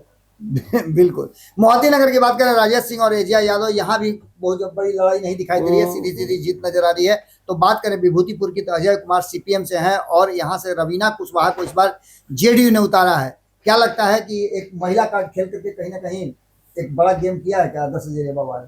बिल्कुल बिल्कुल बिल्कुल, मुझे लगता है कि देखिए इन सीटों पर फायदा सीधे सीधे जेडीयू को होता नजर आ रहा है, और उसका कारण कहीं ना कहीं नीतीश कुमार और अमित शाह का रणनीति है। जी जी जी।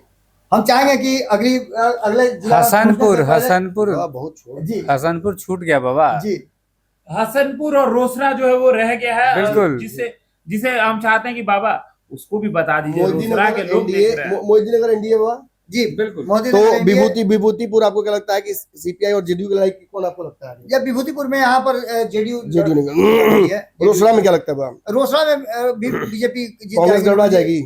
निश्चित रूप से कांग्रेस गड़बड़ा जाएगी। कांग्रेस पिछली बार भी आपने कहा होगा कि बहुत बड़ा इम्पैक्ट नहीं डाल पाए थे। जी वहीं हसनपुर की बात करें हम, तो हसनपुर में पहली बार तेज प्रताप थे, यादवों का एक गढ़ कहा जाता है, लेकिन अब तो तेज प्रताप है नहीं। जी तो कोशिश एक की गई है यहाँ पर से माला पुष्पम को उतार करके, लेकिन राजकुमार राय लंबे समय से यहाँ प्रयास करते आ रहे हैं। बड़ा डिफरेंस था तेज प्रताप यादव के जीत का, वहां जी। से हटाना, खुद से उनका हटना।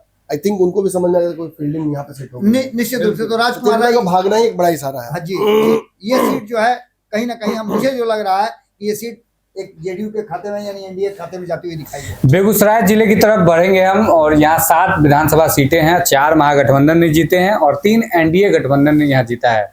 सर 4 महागठबंधन ने जीता है यहाँ पर।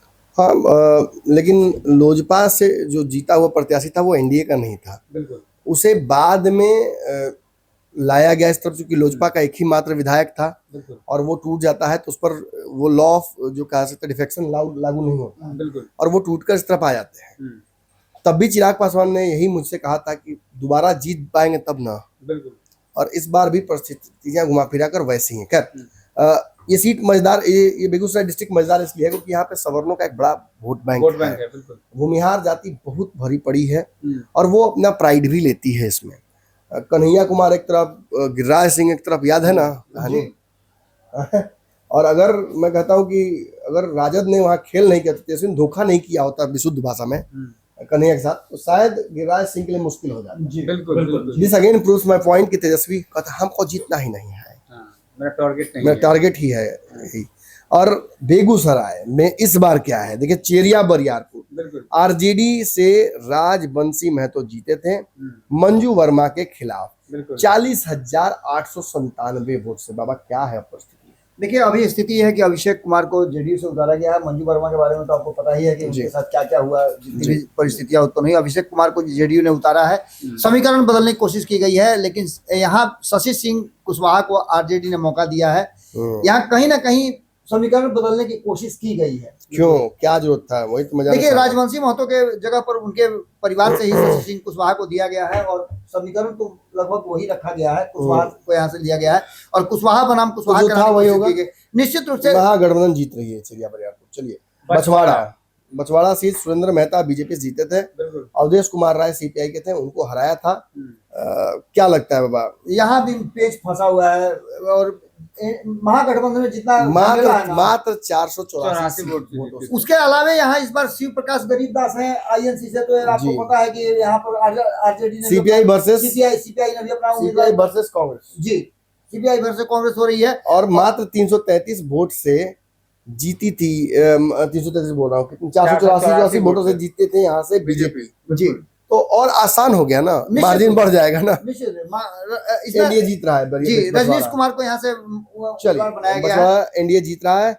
मटिहानी अगेन तेगड़ा ना, तेगड़ा राम रतन सिंह सीपीआई से जीते हुए थे, 50,000 मतों से जीता था इन्होंने, और जी। वीरेंद्र कुमार के खिलाफ ये जेडीयू से लड़े थे। जी। क्या लगता है क्या होगा? इस बार उम्मीदवार बदला गया है, इस बार बीजेपी सीट ने भी बदल दी गई है, जी, बीजेपी ले लिया सीट, बीजेपी ने सीट ले लिया है और रामरतन सिंह मैदान में तो और है ही। उधर से सीपीआई ही है। जी, तो यहाँ जो चेंजेस हुआ है उसके मायने आप समझ ही सकते हैं कि कहीं ना कहीं समीकरण बैठाए गए होंगे। और जो चिराग पासवान ने कहा था कि किस सिंबल पे उतरते उससे कोई मतलब नहीं है, मतलब ये जिताऊ उम्मीदवार चाहिए। तो निश्चित रूप से 50,000 कहीं ना बाबा, 50,000 वोट से जीता हुआ व्यक्ति केवल इसलिए हार जाएगा कि जेडीयू की जगह बीजेपी इस बार उतर रही है वहां से। नहीं, इसके पीछे और भी समीकरण है, जातीय समीकरण को भी बैठाने की कोशिश की गई है, इसमें जातीय समीकरण को भी बैठाया गया है। तो मुझे लगता है कि इस सीट पर लड़ाई कड़ी है, बहुत लड़ाई कड़ी है। आई थिंक कि यहाँ जीत जाना चाहिए सीपीआई को। सीपीआई जो सीटें जीतेगी उसमें से एक तेगड़ा सीट हो सकती है। बिल्कुल। बाबा आपको लगता है एनडीए यहाँ लड़ाई में है?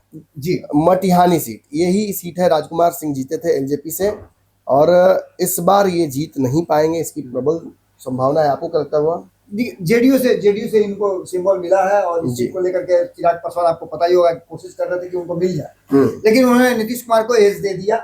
लेकिन बोगो सिंह जो आरजेडी में जाकर के फिर से चुनाव लड़े हैं और यहाँ का जीत हार का आंकड़ा आपको पता ही है कि नैरो मार्जिन 333, जी, सबसे 3 टिक्की कम सीटों से हार जीत में ये भी सीट थी।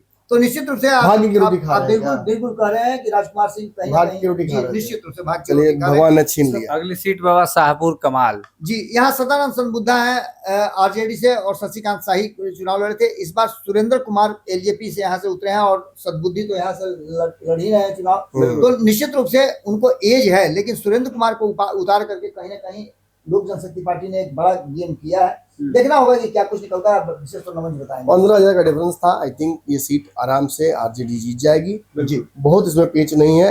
बेगूसराय की शहरी सीट से कुंदन कुमार बीजेपी के जीते थे और वो मात्र 5,000 वोट से जीते थे, मतलब 4500 वोट से जीते थे, और उन्होंने अमिता भूषण को हराया था जो कि भूमिहार समाज से ही आती हैं। पिछली बार जीती थी, उसके पिछली बार जीती थी, 15 में जीती थी, 20 में हार गई 20 में हार गई थी, और वोट डिफरेंस बहुत ज्यादा नहीं था। अमिताभ भूषण को रिपीट किया गया है, इसीलिए क्या लगता है बेगूसराय से अमिताभ भूषण के लिए खुशखबरी आएगी? निश्चित रूप से खुशखबरी आने की स्थिति मुझे लग रही है नमन।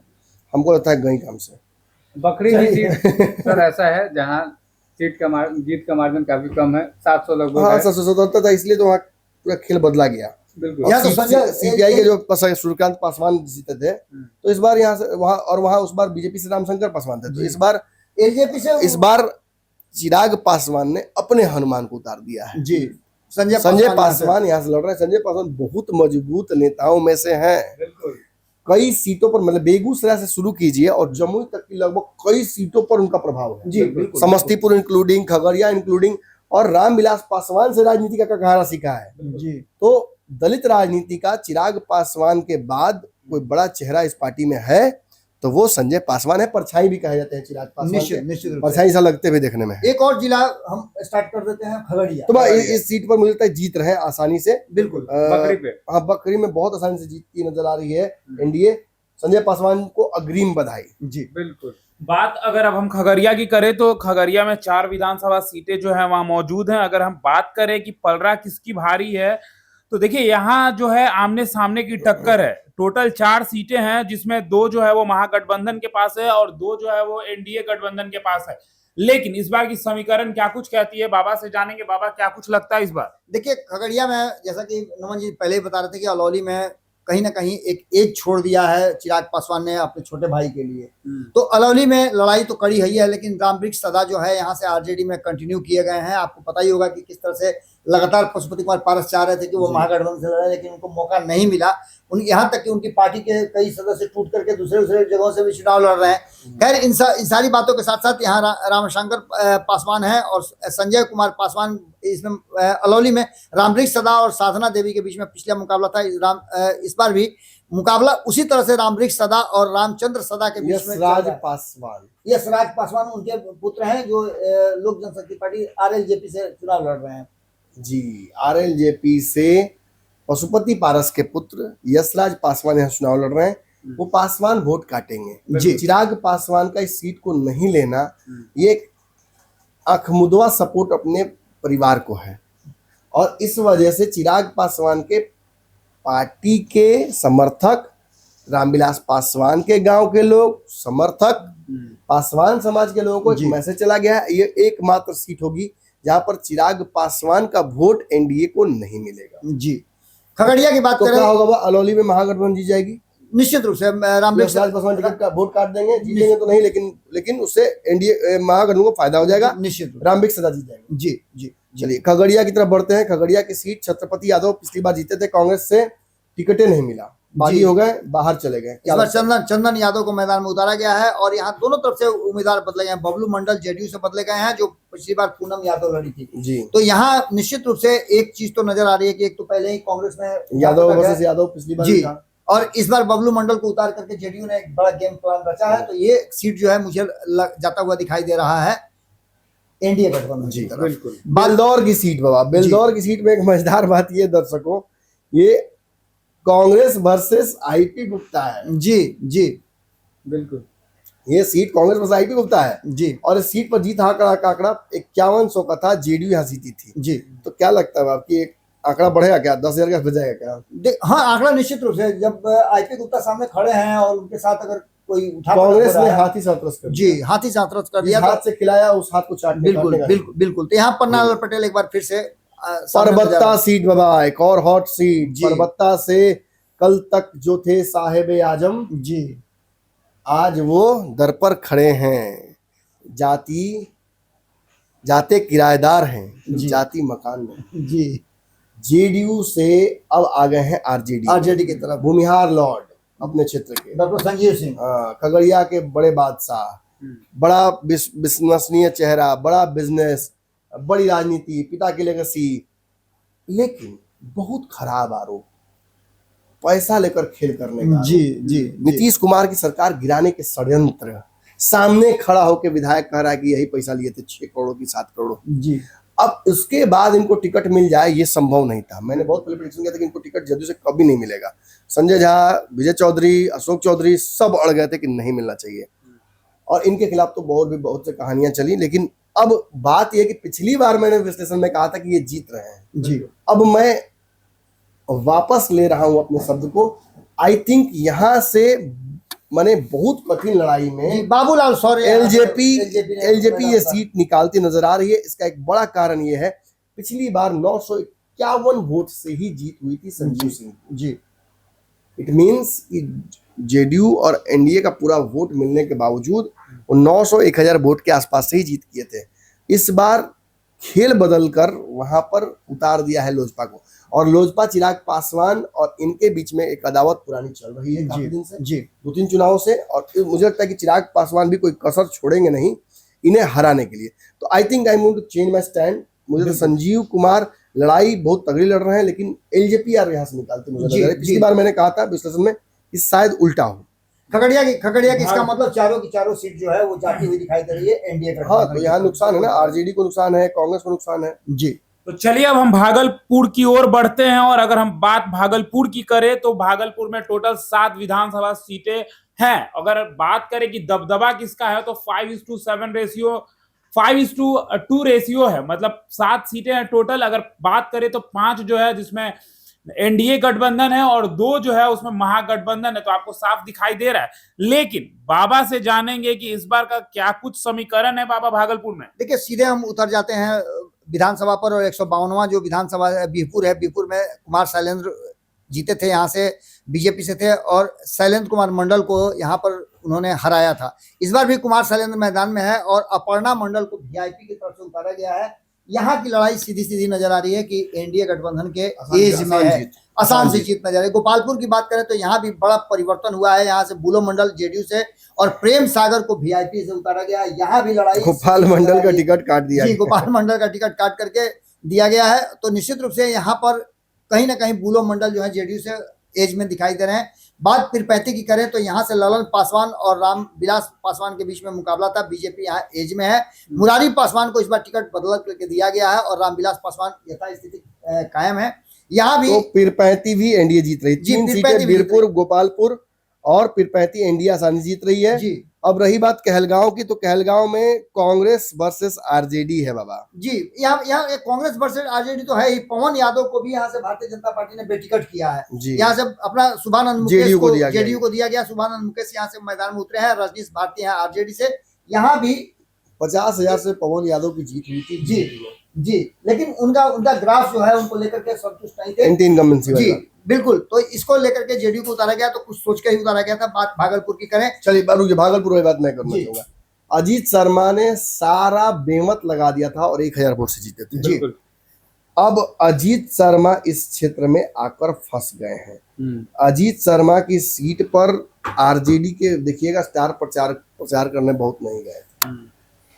ये भी एक बड़ा खेल है। बिल्कुल जी और बहुत ताकत नहीं लगाई गई थी। अजीत शर्मा का ग्राफ धीरे धीरे गिरा है। जी, और इस बार इस क्षेत्र में अश्विनी चौबे का पूरा सपोर्ट है इनके खिलाफ जो कैंडिडेट है उनको। जी पिछली बार अश्विनी चौबे अपने आप को अलग कर लिए थे इस चुनाव से। जी, इस बार भी उनके पुत्र चुनाव लड़ने जा रहे थे, लेकिन अचानक से उनको कहीं फोन आया, कहीं से ऊपर से फोन आया और कहा गया कि आप लोग वापस ले लिए। मैं अश्विनी चौबे ने कुलम बोला सपोर्ट किया और इसका फायदा सीधा होता नजर आ रहा है एनडीए को। यहाँ भागलपुर में बहुत बड़ा तख्ता पलट होगा। एक बड़े चेहरे, बड़े सितारे कांग्रेस के चुनाव हारते नजर आ रहे हैं। रोहित पांडे यहाँ से चुनाव जीतते नजर आ रहे हैं। 1000 का डिफरेंस है पिछली बार भी। इस बार खेल हो जाएगा सुल्तानगंज में। तो फिर वही लड़ाई है, ललित कांग्रेस नारायण वर्सेस मंडल। राजद। जी, ललित कांग्रेस नारायण मंडल। वर्सेस राजद का फ्रेंडली फाइट सुल्तानगंज में है। आई थिंक इसका फायदा सीधे मिलता नजर आ रहा है। ये सीट जेडीयू जीत जाएगी। जी जी, उसके बाद एक और सीट बच रही है नाथनगर में। अली अशरफ सिद्दीकी पिछली बार जीते थे, 7000 वोट का अंतर था। जेडीयू की सीट रही है, इस बार इसको दिया गया है चिराग पासवान को। आई थिंक ये सीट चिराग पासवान लूज कर जाएंगे।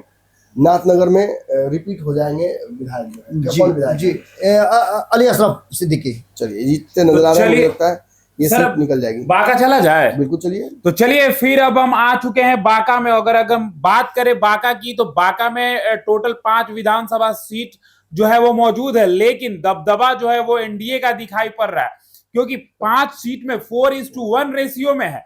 लेकिन इस बार का क्या कुछ माहौल है, ये तो बाबा और नमन सर ही ना बताएंगे। हम अमरपुर की बात करेंगे। यहाँ से जयंत राज हैं, मंत्री हैं और फिर से मंत्री बनने वाले हैं, कुशवाहा समाज से आते हैं, तो निश्चित रूप से यहाँ की लड़ाई बहुत लंबी नहीं है। बात करें धोरैया की, तो ये रिजर्व सीट है। यहाँ लूज कर गई थी जेडीयू, लेकिन इस बार भूदेव चौधरी का स्थिति बहुत बढ़िया नहीं लग रहा है। त्रिभुवन दास को इस बार टिकट दिया गया भूदेव चौधरी की जगह पर, जेडीयू ने आरजेडी ने दिया है। और इसके साथ साथ बता दें आपको कि मनीष कुमार जेडीयू से चुनाव लड़ रहे हैं। तो यहाँ की स्थिति भी कहीं ना कहीं लग रही है कि इस बार जेडीयू ये सीट जो है रिटेन कर लेगी, अपने खाते में ले लेगी। बांका की सीट छोड़कर बाकी किसी सीट पर जीत हार का आंकड़ा 6000 से नीचे है। जी, 2 पर 2000 है और 1 पर 3000 है और 1 पर 6000 है। बांका सीट आसानी से बीजेपी निकाल रही है। बाकी सारी सीटों पर यहाँ फाइट है। जी, यही वो बांका डिस्ट्रिक्ट है जहां पर असली लड़ाई हो सकती है। जी, इन्हीं सीटों पर आपको महागठबंधन एज मारती नजर आएगी। जहां अमरपुर में लड़ाई कैसी है बा? अमरपुर में तो जयंत राज जीत रहे हैं आराम से, इसमें कोई दो राय नहीं है। जयंत राज चुनाव लड़ने जी। गए हैं। चलिए, वो बहुत कम मार्जिन से जीते थे, इस बार भी जीत जाए तो बहुत बड़ी बात है। नहीं, इस बार मंत्री उनको अच्छा मंत्रालय मिला था, अपने क्षेत्र में उन्होंने काम भी किया है। अच्छा, मैं अगर कह दूं कि जयंत राज गड़बड़ा जाएंगे तो क्या कहिएगा बा? नहीं, जयंत राज गड़बड़ाते मुझे नहीं दिखाई दे रहा है। धोरिया से भूदेव चौधरी चुनाव जीते थे आरजेडी से, इस बार क्या लगता है बा? इस बार तो उनको बदल दिया गया है। त्रिभुवन दास को उतारा गया है मैदान में और किस पार्टी से है? मनीष कुमार है, वो आरजेडी से है। RJD और मनीष कुमार को इस बार जेडीयू ने दिया है। मनीष कुमार पिछली बार चुनाव हारे थे और काफी दबंग नेता वहां कहे जाते हैं, अपने समाज के बड़े नेता कहे जाते हैं। 2600 वोट से जीते थे, जी। तो रिपीट हो रहा है। बांका में रामायण मंडल जीते थे, जी, रिपीट होते नजर आ रहे हैं। जी, बिल्कुल बिल्कुल। निक्की हेम्ब्रम कटोरिया जीती थी। इस बार भी निकी हेम्ब्रम भी जीती हुई नजर आ रही है। एसटी सीट ये 2 सीटों मात्र से 6000 वोट से जीती जी थी। मनोज यादव बेलहर जीते थे जी, और ये जेडीयू जीते थे। रामदेव यादव को इन्होंने हराया था 2400 मतों से। इस बार भी मनोज यादव ही जीतते हुए दिखाई दे रहे हैं, क्योंकि चाणक्य प्रकाश रंजन को यहाँ से आरजेडी ने अपने उम्मीदवार को बदला है, तो उसका भी एक इम्पैक्ट। तो मैं बताता हूँ, मुझे लगता है कि अमरपुर से जयंत राज कुशवाहा और बेलहर से मनोज यादव, जी, ये दो लोग चुनाव हार सकते हैं मेरे हिसाब से। आपको लगता है कि मेरे हिसाब से जयंत राज हारते हुए दिखाई नहीं दे रहे हैं। चलिए, और बेलहर से बेलहर से भी मैं बता रहा हूं कि बेलहर ने जो उम्मीदवार बदल दिया है आरजेडी ने, उसका प्रभाव पड़ेगा और चाणक्य प्रकाश उतने ज्यादा प्रभावशाली नहीं होंगे जितना रामदेव यादव हुआ करते थे। चलिए ठीक है, आगे बढ़ते हैं मुंगेर की तरफ। जी, तो अगर हम अब बात करें मुंगेर की, तो मुंगेर में टोटल 3 विधानसभा सीट है, लेकिन बात करें दबदबा की तो कहीं ना कहीं इसमें एनडीए गठबंधन की दबदबा दिख रही है, क्योंकि 2:1 रेशियो में है। लेकिन बात बाबा से करेंगे, बाबा 2:1 रेशियो में दिखाई दे रहा मुंगेर का, लेकिन इस बार क्या कुछ अलग दिखेगा मुंगेर में? देखिए, मुंगेर में आप अगर देखें तो तारापुर और मुंगेर, ये 2 सीटें हम मुझे नजर आ रही हैं, जिसमें तारापुर में पिछली बार राजीव सिंह लड़े थे और दिव्य प्रकाश। यहाँ से बिहार के उप मुख्यमंत्री सम्राट चौधरी चुनाव लड़ रहे हैं और उनके पक्ष में बहुत सारी बातें आई हैं। आपने देखा होगा कि अरुण साह को उतारा जरूर गया है, कई उम्मीदवार जो हैं उनके पक्ष में नामांकन उनके पक्ष में आ गए हैं और यहाँ तक वीआईपी का तो सपोर्ट ही उनको मिल गया है। तो ऐसी स्थिति में सम्राट चौधरी यहाँ से जीतते हुए मुझे दिखाई दे रहे हैं, इसमें कोई दो राय नहीं है। मुंगेर की तीनों सीट पर कमल खिल रहा है। आई डोंट सी कि कुछ और होता नजर आ रहा है। मुझे लगता है कि जमालपुर में अच्छी लड़ाई लड़ी आईआईपी ने जी, लेकिन आई थिंक कि वहां भी नचिकेता मंडल को यहाँ से उम्मीदवार बदल करके दिया गया। यहाँ भी आपको एनडीए के पास है। ये सारी सीटें जो मुंगेर की हैं ये 7,000 से कम के जीत हार से हुई जी हैं। जी, इनफैक्ट मुंगेर तो 1,000 के जीत हार से हुआ था और जमालपुर 4,400 का। जी जी, तो बड़ी कठिन लड़ाई थी। इन्हीं सीटों पर उम्मीद थी तेजस्वी यादव को कि वो सरकार बनाएंगे, लेकिन इन तीनों की तीनों सीटों पर मुझे एनडीए जीतता नजर आ रहा है। आपको क्या लग रहा है? मुझे भी वही लग रहा है ना जी, सम्राट चौधरी से तो कोई लड़ाई ही नहीं है। और बाकी एक सीट जो एज में थी वो भी झुकती हुई दिखाई दे रही है, साफ साफ नजर आ रही है मुंगेर वाली। जी, लखीसराय की बात हम कर लेते हैं। यहाँ भी 2 सीटें दो हैं, सीटें हैं। सूर्यगढ़ा और लखीसराय। प्रहलाद यादव आपको पता है कि पिछली बार जीत कर गए थे और क्या क्या उनके साथ हुआ, बिल्कुल जाकर के उन्होंने सपोर्ट कर दिया था एनडीए गठबंधन को, उस खेमे में बैठ गए थे। और उसके बाद जो उनके साथ हुआ, ललन सिंह ने जो कहा, उसको लेकर के आप समझ सकते हैं कि सूर्यगढ़ा में अब उनके लिए कोई रामानंद मंडल को जेडीयू ने उतारा है, प्रेम सागर चौधरी हैं, तो निश्चित रूप से ये सोच करके नीतीश कुमार ने रामानंद मंडल को उतारा होगा कि यहाँ से वो आराम से चुनाव जीत रहे हैं। सूरजगढ़ा में प्रहलाद यादव क्या डैमेज कर सकते हैं? नहीं डैमेज करेंगे, उनकी अब आरजेडी जी न घर के रहे न घाट के रहे, वो तो एक्सपोज पूरी तरह से उनको कर दिया गया है ना। दूसरी तरफ शेखपुरा की बात करें तो विजय कुमार सिन्हा यहाँ से हैं, लखीसराय से, माफ कीजिए, लखीसराय से विजय कुमार सिन्हा है। स्थिति बहुत अच्छी नहीं लोग कह रहे हैं। देखिए बहुत सारी वीडियो ऑडियो वायरल है। जी, मैं अगर कुछ कहना चाहूं तो सर कहूंगा यही कि अमरेश कुमार अनीश को भी हल्का में ना लिया जाए। एक मिठाई कारोबारी हैं, लेकिन जिस तरीके से लोगों का प्रेम उनको मिल रहा है, लोग जो उनकी बातें कर रहे हैं, तो कहीं ना कहीं अमरेश कुमार अनीश भी जो है वो छाप छोड़ेंगे। और बात करें विजय कुमार सिन्हा की, तो विजय कुमार सिन्हा के साथ क्या कुछ हुआ लखीसराय में, ये सभी लोगों ने देखा था। मेरा इस पे एक थ्योरी है, जो कुछ हुआ वो वोटिंग के पास हो जाने के लगभग जी मेजोरिटी ऑफ टाइम जो वोटिंग था वो पास होने के बाद हुआ। ये सच बात है कि दोनों डिप्टी सीएम जो इस बार दिए गए हैं, दोनों गरम खाते हैं जी, दोनों का मुंह जलता है जी। तारापुर में भी जब गए थे सम्राट चौधरी तो यही कहा गया था कि गया सेटिंग हो गया इसका, जी, इसका फील्डिंग सेट हो गया। सेम बात कहा था विजय सिन्हा के बारे में भी। मैं आपको दावे से कहता हूँ ये दोनों के दोनों चुनाव जीत रहे हैं, बिल्कुल। किसी प्रकार का कोई पेच यहाँ पे नहीं है, कोई कंफ्यूजन नहीं है। इनफैक्ट वही मैं कहता हूँ कि इतना भी गरम नहीं कभी कभी खाना चाहिए कि आपका परसेप्शन ही ऐसा हो जाए कि सीधे तवे पर बैठता है। बिल्कुल नहीं, अमित शाह ने कह भी दिया है कि इनको बड़ा आदमी बनाएंगे। तो चलिए बिना देर किए हम नालंदा की बात करते हैं। नालंदा में टोटल 7 विधानसभा सीटें हैं। अगर बात करें रेशियो की तो 7 टोटल विधानसभा सीटें में 6:1 रेशियो है। जो 6 है वो एनडीए गठबंधन के हैं और जो 1 है वो महागठबंधन का है। लेकिन इस बार क्या कुछ माहौल रहेगा, बाबा से जानेंगे। बाबा क्या कुछ लग रहा है इस बार नालंदा में? देखिए सबसे ज्यादा अगर चर्चा में कहीं रहा था कोई जिला तो यही जिला था जिसमें सबसे कम मार्जिन से जीत हार हुआ था। एक सीट इसमें है जो नमन जी बताएंगे आगे। हम शुरुआत करते हैं अस्थामा से। अगर अस्थामा की बात करें तो जितेंद्र कुमार जेडीयू से हैं और उन्होंने इस बार भी उनको मौका मिला है। इस बार भी वो चुनावी मैदान में पिछली बार जीत करके आए थे और उन्होंने अनिल कुमार को हराया था।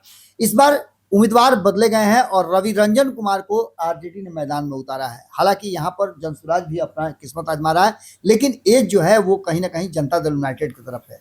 बात करें बिहार शरीफ की, नमन 7 सीटों में हुआ, 1 सीट मात्र आरजेडी की जीती हुई है जी, इस्लामपुर की, और उसके अलावा किसी पर भी ऐसा कुछ कहने के लिए नहीं है।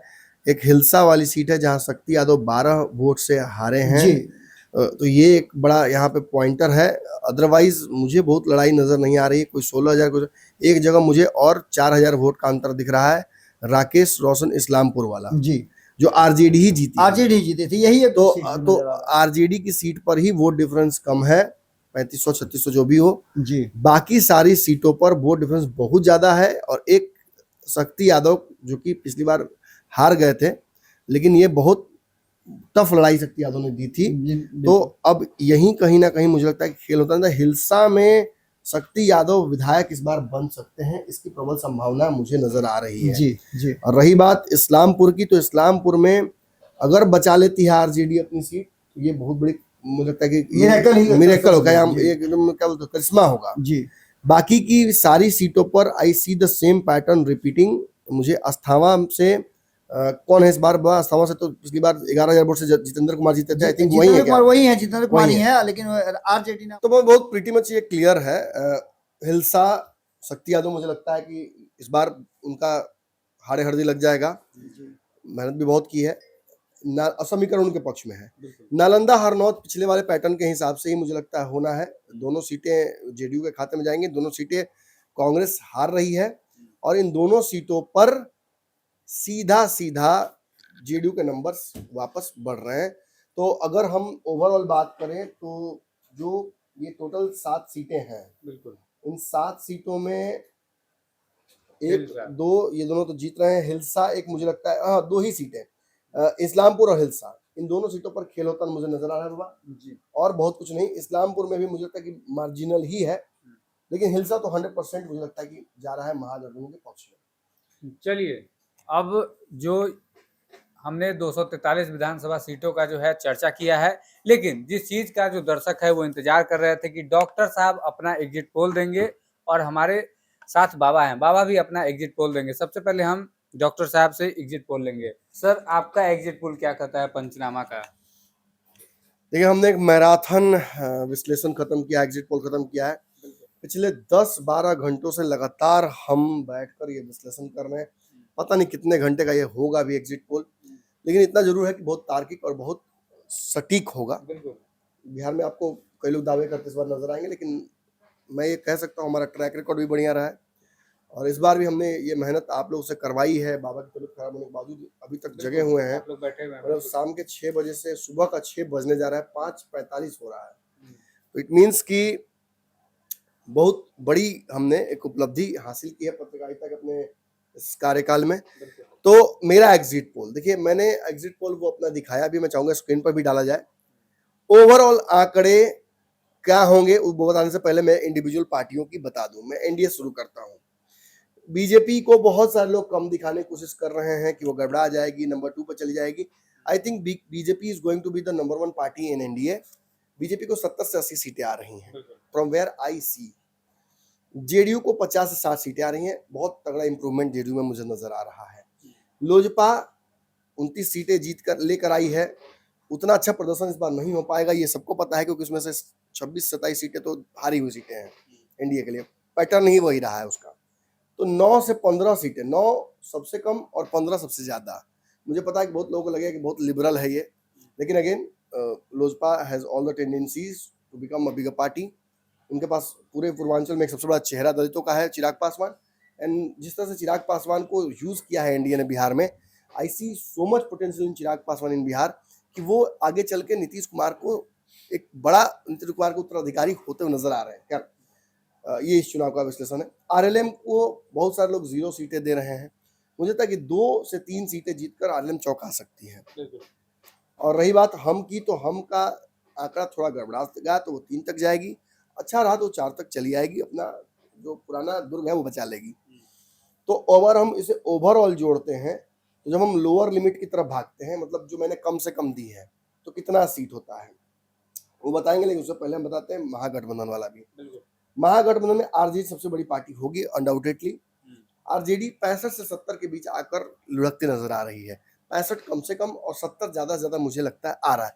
हो सकता है कि 2-4 सीटें 5 सीटें इधर उधर हो जाए, कोई बहुत बड़ी बात नहीं है। इनके और आरजेडी में 5 सीटों का अंतर हो सकता है। कांग्रेस सबसे कमजोर कड़ी फिर इस बार चुनाव में आरजेडी और महागठबंधन के लिए नजर आएगी। कांग्रेस अगर खराब प्रदर्शन करती है तो वो 8 तक चली जाएगी। और बेहतर प्रदर्शन करती है तो वो 12 तक जाएगी, लेकिन मैं किसी भी स्थिति में कांग्रेस को 10 से नीचे ही देख रहा हूं इस बार। अब रही लेफ्ट की पार्टी सीपीआई एमएल की बात, ये 6 से 9 तक मुझे जाते नजर आ रहे हैं। पिछली बार इनकी संख्या बड़ी थी। वीआईपी पार्टी का खाता खोलना मुश्किल है। 2 सीटें ज्यादा से ज्यादा मेरे हिसाब से जीतते नजर आ रहे हैं, 0-2, ये मेरा आकलन है। सीपीएम बिहार में 1 से 2 सीटें जीतेगी। आईपी गुप्ता 1 से ज्यादा नहीं जीतेंगे, 1 सीट वो जरूर जीतेंगे, ये मुझे लगता है। तो ना 0-1 ना 1-2, मैं 1 नंबर दे रहा हूँ सीपीआई आईआईपी को। और रही बात सीपीआई की, तो वो 2 से 3 सीट जीत सकती है, इसकी संभावना है। अब दोनों के नंबर्स ऐड कर लेते हैं अपर लोअर लिमिट के साथ। अगर हम बीजेपी के लोअर लिमिट को देखते हैं तो 70 है, तो 70 से अगर हम जेडीयू के लोअर लिमिट 50 को जोड़ते हैं तो 70-50 120 होता है।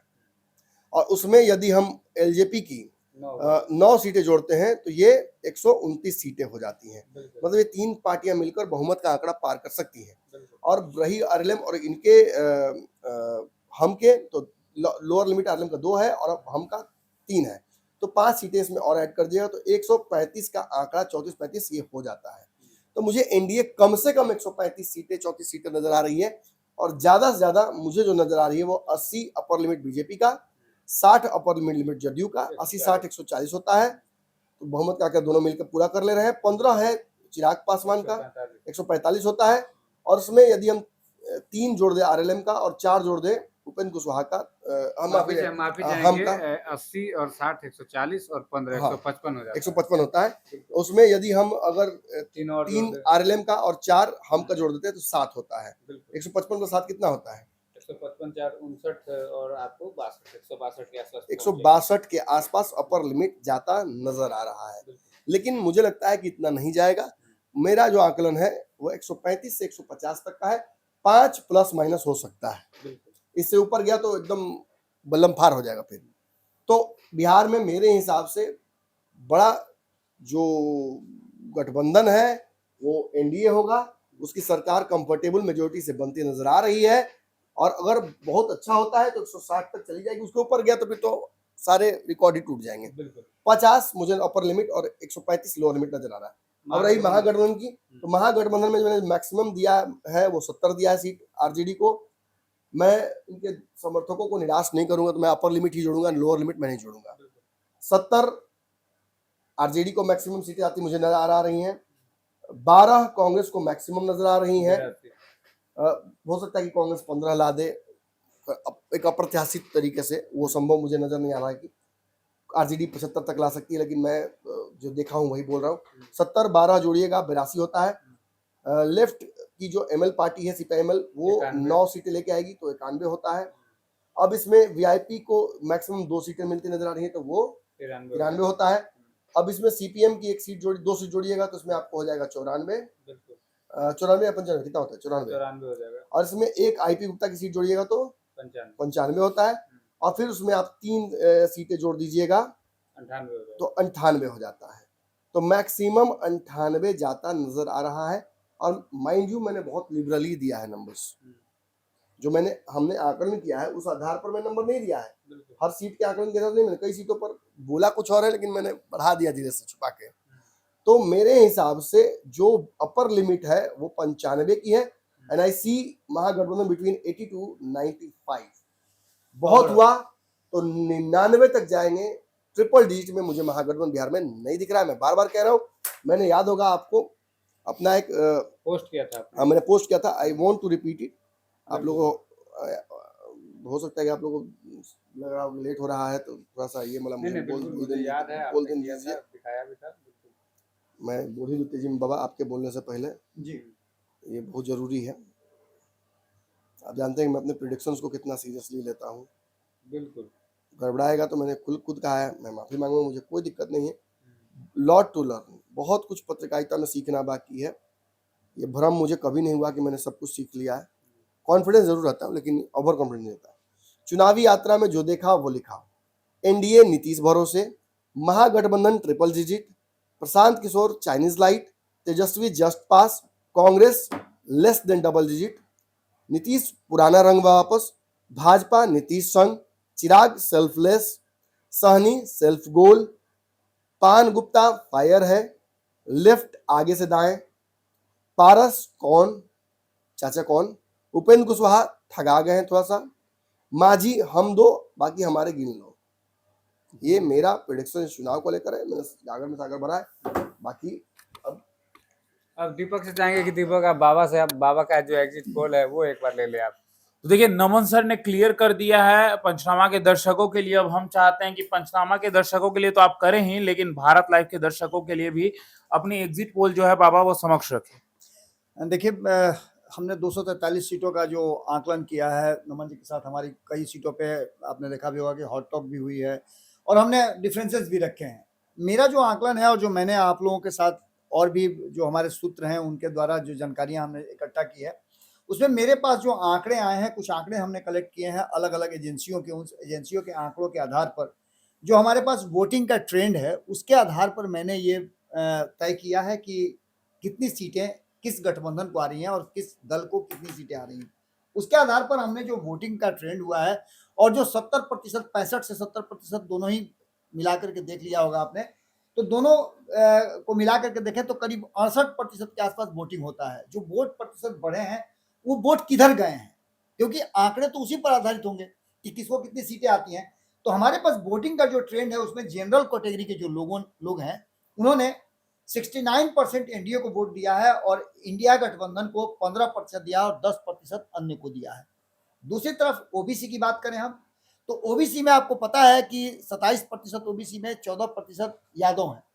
तो हम यादवों के वोट को अगर छांट भी देते हैं तो इसमें से ओबीसी में जो बाकी के लोग हैं 13%, उन्होंने खुल करके एनडीए गठबंधन को वोट किया है और 39% वोट इंडिया गठबंधन को गया है, 10% वोट अन्य को गया है। बिल्कुल।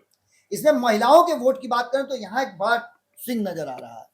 65% महिलाओं ने इस बार फिर से 10,000 बाबा पर भरोसा किया है और एनडीए गठबंधन को दिया है। 27% जो महिलाएं हैं वो तेजस्वी यादव को अभी भी मानती है कि माई बहन योजना वो लेके आएंगे और भी बहुत सारी बातें हैं, जिसमें 8% लोगों ने जनसुराज सहित अन्य दलों पे भरोसा किया है। बात करें मुस्लिम समाज की तो मात्र 10% वोट एनडीए गठबंधन को आता हुआ दिखाई दे रहा है और वहीं 78% वोट जो है वो इंडिया गठबंधन को जा रहा है। 12% में बाकी के लोगों ने अपना बंटवारा किया है, जिसमें से बीएसपी है, जनसुराज है, अन्य लोग भी इसमें शामिल हैं। ईवीसी की बात करें तो 58% ईवीसी, और यही वो स्विंग जो है वो काम कर रहा है। 58% एनडीए गठबंधन के लोगों ने वोट किया है एनडीए गठबंधन को, ईवीसी के लोगों ने, और 41% इंडिया गठबंधन को किया है। इसमें 9% लोगों ने अन्य को वोट किया है। एससी एसटी की बात करें तो 54% लोगों ने एनडीए गठबंधन को वोट किया है और 38% लोगों ने इंडिया गठबंधन को वोट किया है, 8% अन्य के खाते में गया है। अब इसके आधार पर जो सीटें बनती हैं और जो हमने आकलन किया है उसके आधार पर मैं आपको बता दूं कि मेरे हिसाब से जो नमन जी ने बताया है लगभग उसके करीब हम पहुंच रहे हैं, जिसमें भारतीय जनता पार्टी को 70 से 80 सीटें मिलती हुई दिखाई दे रही हैं। जो मेरा प्रेडिक्शन है, भारत लाइव का प्रेडिक्शन है, नमन जी 64 से 68 सीटें जनता दल यूनाइटेड को जा रही हैं। नीतीश कुमार निश्चित रूप से एक बेहतर प्रदर्शन करते हुए मुझे दिखाई दे रहे हैं। बीजेपी जरूर अपनी सीटें इंप्रूव कर रही है और या रिटेन कर रही है, बट अगेन उसे नीतीश पर डिपेंड रहना ही होगा। बिल्कुल बिल्कुल, नीतीश कुमार के बिना सरकार नहीं बन रही है, ये बातें तय हो चुकी हैं। वहीं आपको बात बताएं तो एलजेपीआर का, जैसा नमन जी ने बताया भी, मेरा भी आकलन यही है कि 8 से 10 सीटें जो है एलजेपीआर लेकर के आ रही है और ये अगर लेकर के आते हैं चिराग पासवान तो ये उनकी बहुत बड़ी जीत होगी, क्योंकि हारी हुई सीटों पर ज्यादा दाव उन्होंने लगाया है और सेल्फलेस, जैसा कि नमन जी ने लिखा भी है और उन्होंने कहा भी है अपने कि सेल्फलेस रहे हैं। इसके बाद आपको बता दें कि हिंदुस्तानी आवाम पार्टी जो है अपनी 4 सीटें तो लाती हुई दिखाई दे रही है, लेकिन 1 सीट की उसकी बढ़ोतरी हो रही है। 6 में अगर 5 लेकर के आते हैं तो ये उनके लिए बहुत बड़ा मतलब जीत माना जाएगा। वहीं आरएलएम की बात करें तो 2 से 3 सीटें आती हुई दिखाई दे रही है। इस पर 2 पर ही मेरा जो आकलन है वो रहा है। दूसरी तरफ अगर बात करें तो ये आपने समझ लिया कि एनडीए गठबंधन को जो सीटें आ रही हैं उसमें 148 से लेकर के 155 के बीच में सीटें आ रही हैं। इसमें 15 सीटों का मैंने स्विंग रखा है। ये 15 सीटें दोनों तरफ स्विच कर सकती हैं, इसलिए 15 सीटें मैंने रिजर्व रखी हैं। मैं जब आगे बताऊंगा महागठबंधन के बारे में, इंडिया गठबंधन के बारे में, तो आपको अंदाजा हो जाएगा। आरजेडी अपनी सीटें जो उसकी 74 सीटें थी वो भी नहीं ला पा रही है और कहीं ना कहीं 2024 के चुनाव में नमन जी आपको याद होगा कि जिस तरह से लोकसभा के चुनाव में विधानसभाओं में पिछड़ी थी, जी 36-37 विधानसभाओं में वो पिछड़ गई थी, तो उसको लेकर के 63 से 68 सीटें आती हुई दिखाई दे रही है राष्ट्रीय जनता दल को। जी 9 से 12 सीटें कांग्रेस को आ रही है। नमन जी ने तो ये कहा है कि 10 से दहाई पूरा नहीं कर रही है, हालांकि मेरा भी आंकलन ये है कि 9 से 12 सीटों के बीच में आ रहा है। सीपीआई एमएल को 8 से 9 सीटें और वीआईपी को 1 से 2 सीटें आती हुई दिखाई दे रही हैं। वहीं सीपीआई अपनी सीटें इस बार उसकी घटेगी, 2 से 3 सीटें आ रही हैं, तो सीपीएम को 1 से 2 सीट और आईआईपी को 1 सीट तो कंफर्म आती हुई मुझे दिखाई दे रही है। इसको अगर आंकलन के हिसाब से देखें तो 85 से लेकर के 102 सीट तक। नमन जी ने कहा है कि मतलब तिहाई अंक में नहीं प्रवेश कर रही है, सैकड़ा नहीं लगेगा, लेकिन मेरा मानना यह है कि सैकड़ा से 1-2 अंक आगे जा सकता है। और यही 15 सीटें जो है हमने रखी है रिजर्व में, इसमें से आपको बता दें अन्य के खाते में 3 से 5 सीटें जाती हुई दिखाई दे रही है, जिसमें जनसुराज भी है, बीएसपी भी 1-2 सीटों पे अच्छा कर रही है। अगर कहीं कुछ सीटों पे बढ़त मिल जाए तो बात निश्चित रूप से पलट सकती है। कई निर्दलीय उम्मीदवार भी हैं जो काम कर रहे हैं, एआईएमआईएम भी उसी में है, तो बाकी के जो लोग हैं उनके लिए 3 से 5 सीटें मेरी तरफ से आती हुई दिखाई दे रही है। 15 सीटों का मैंने रिजर्व कोटा रखा है, जो 15 सीटें नमन जी इधर बढ़ जाए उधर बढ़ जाए या फिर अन्य के खाते में चल जाए। मैंने भी जनसुराज और अगस्त का नहीं बताया जी बिल्कुल बिल्कुल, तो उसी में 15 सीटों को मैंने एक मंच रखा है जिसमें ये आती हैं, यानी सीधी तौर पे आप समझ लिए कि सरकार कंफर्टेबली जो है 122 का आंकड़ा 243 में पूरा करती हुई एनडीए गठबंधन दिखाई दे रही है। और इसमें नीतीश कुमार का एक बड़ा योगदान है। जिस तरह से 2024 के चुनाव में नीतीश कुमार ने अचानक सबको चौंकाया था, इस बार भी नीतीश कुमार चौंका है, तो कोई अतिशयोक्ति नहीं होगी। और ये जायज भी ना है। नीतीश कुमार ने पिछले लोकसभा में कितनी विधानसभाओं पे बढ़त बनाई थी जदयू ने? 72 विधानसभा 72। तो 72 विधानसभाओं पे वो आगे थे लोकसभा के दौरान। तो इट इज ओनली नेचुरल कि उसमें से अगर 5 सीटें इधर उधर हो जाती हैं तो वो 60 तक पहुंचे। बिल्कुल। तो मुझे 60% तक नजर आ रहे हैं। आई थिंक तो चलिए उत्तम, अब आप अपना आकलन जो है वो बता दीजिए, क्योंकि हमारे आप दोनों भी बताइए भाई। बिल्कुल पॉलिटिकल डॉक्टर बता दिए, बाबा हमारे जो है वो बता दिए कि क्या कुछ लग रहा है। आप भी बताइए उत्तम, क्या लगता है आपको? हम तो सर के साथ जाना चाहेंगे। सर के साथ हम घूमे हैं लगातार और सर के बातों से हम काफ़ी प्रभावित हैं। जिस तरीके से हम सर के साथ घूमे हैं, ऐसा नहीं है कि सर का कॉपी कर रहे हैं, लेकिन जो चीज़ हम देखे हैं सर के साथ रह के हम भी वेब पकड़ने का प्रयास कर रहे हैं।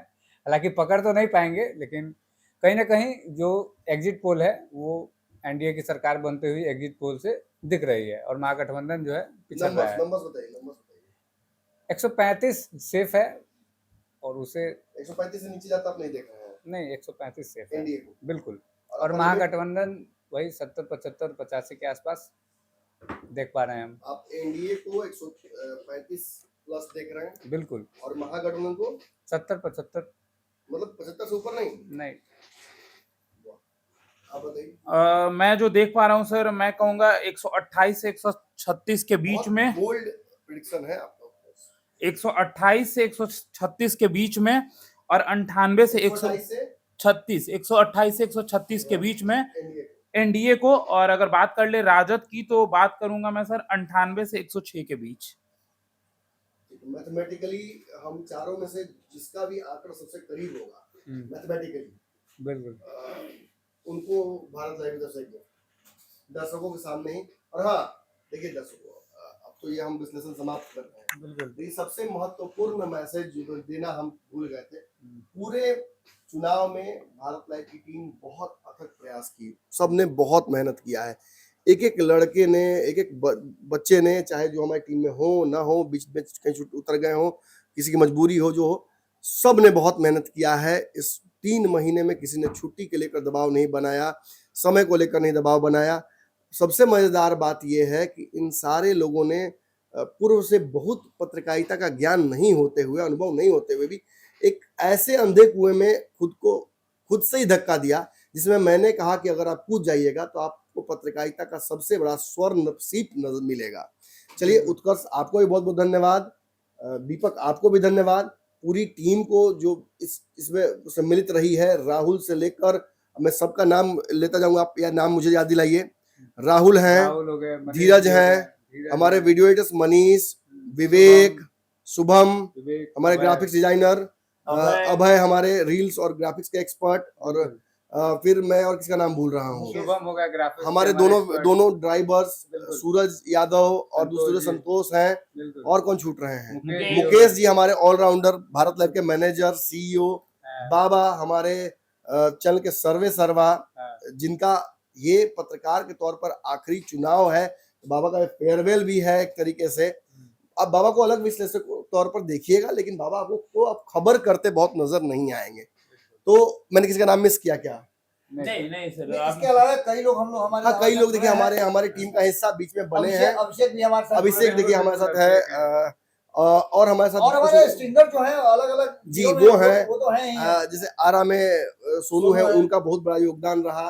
मधुबनी में मधुबनी में अखलाक है। सर विकास को भी हम लोग नहीं भूल सकते हैं, विकास भी हैं हमारे। हाँ, विकास है हमारे साथ छपरा से, विकास एक और है हम लोग का बक्सर से जी। तो इन सभी लोगों को बहुत बहुत धन्यवाद, और दर्शकों को भी बहुत बहुत धन्यवाद। 30 मिलियन के आसपास केवल आपने भारत लाइव को 28 दिनों में व्यू दिया है यूट्यूब पर, फिर इतना ही व्यू आपने दिया है फेसबुक पर, इंस्टाग्राम तो मैं जानता भी नहीं हूँ कि क्या होता है, फिर पंचनामा पर आपने पंचनामा को इतना व्यू दिया है फेसबुक और यूट्यूब पर कि मतलब वो कोई रिकॉर्ड तोड़ देता है सारा।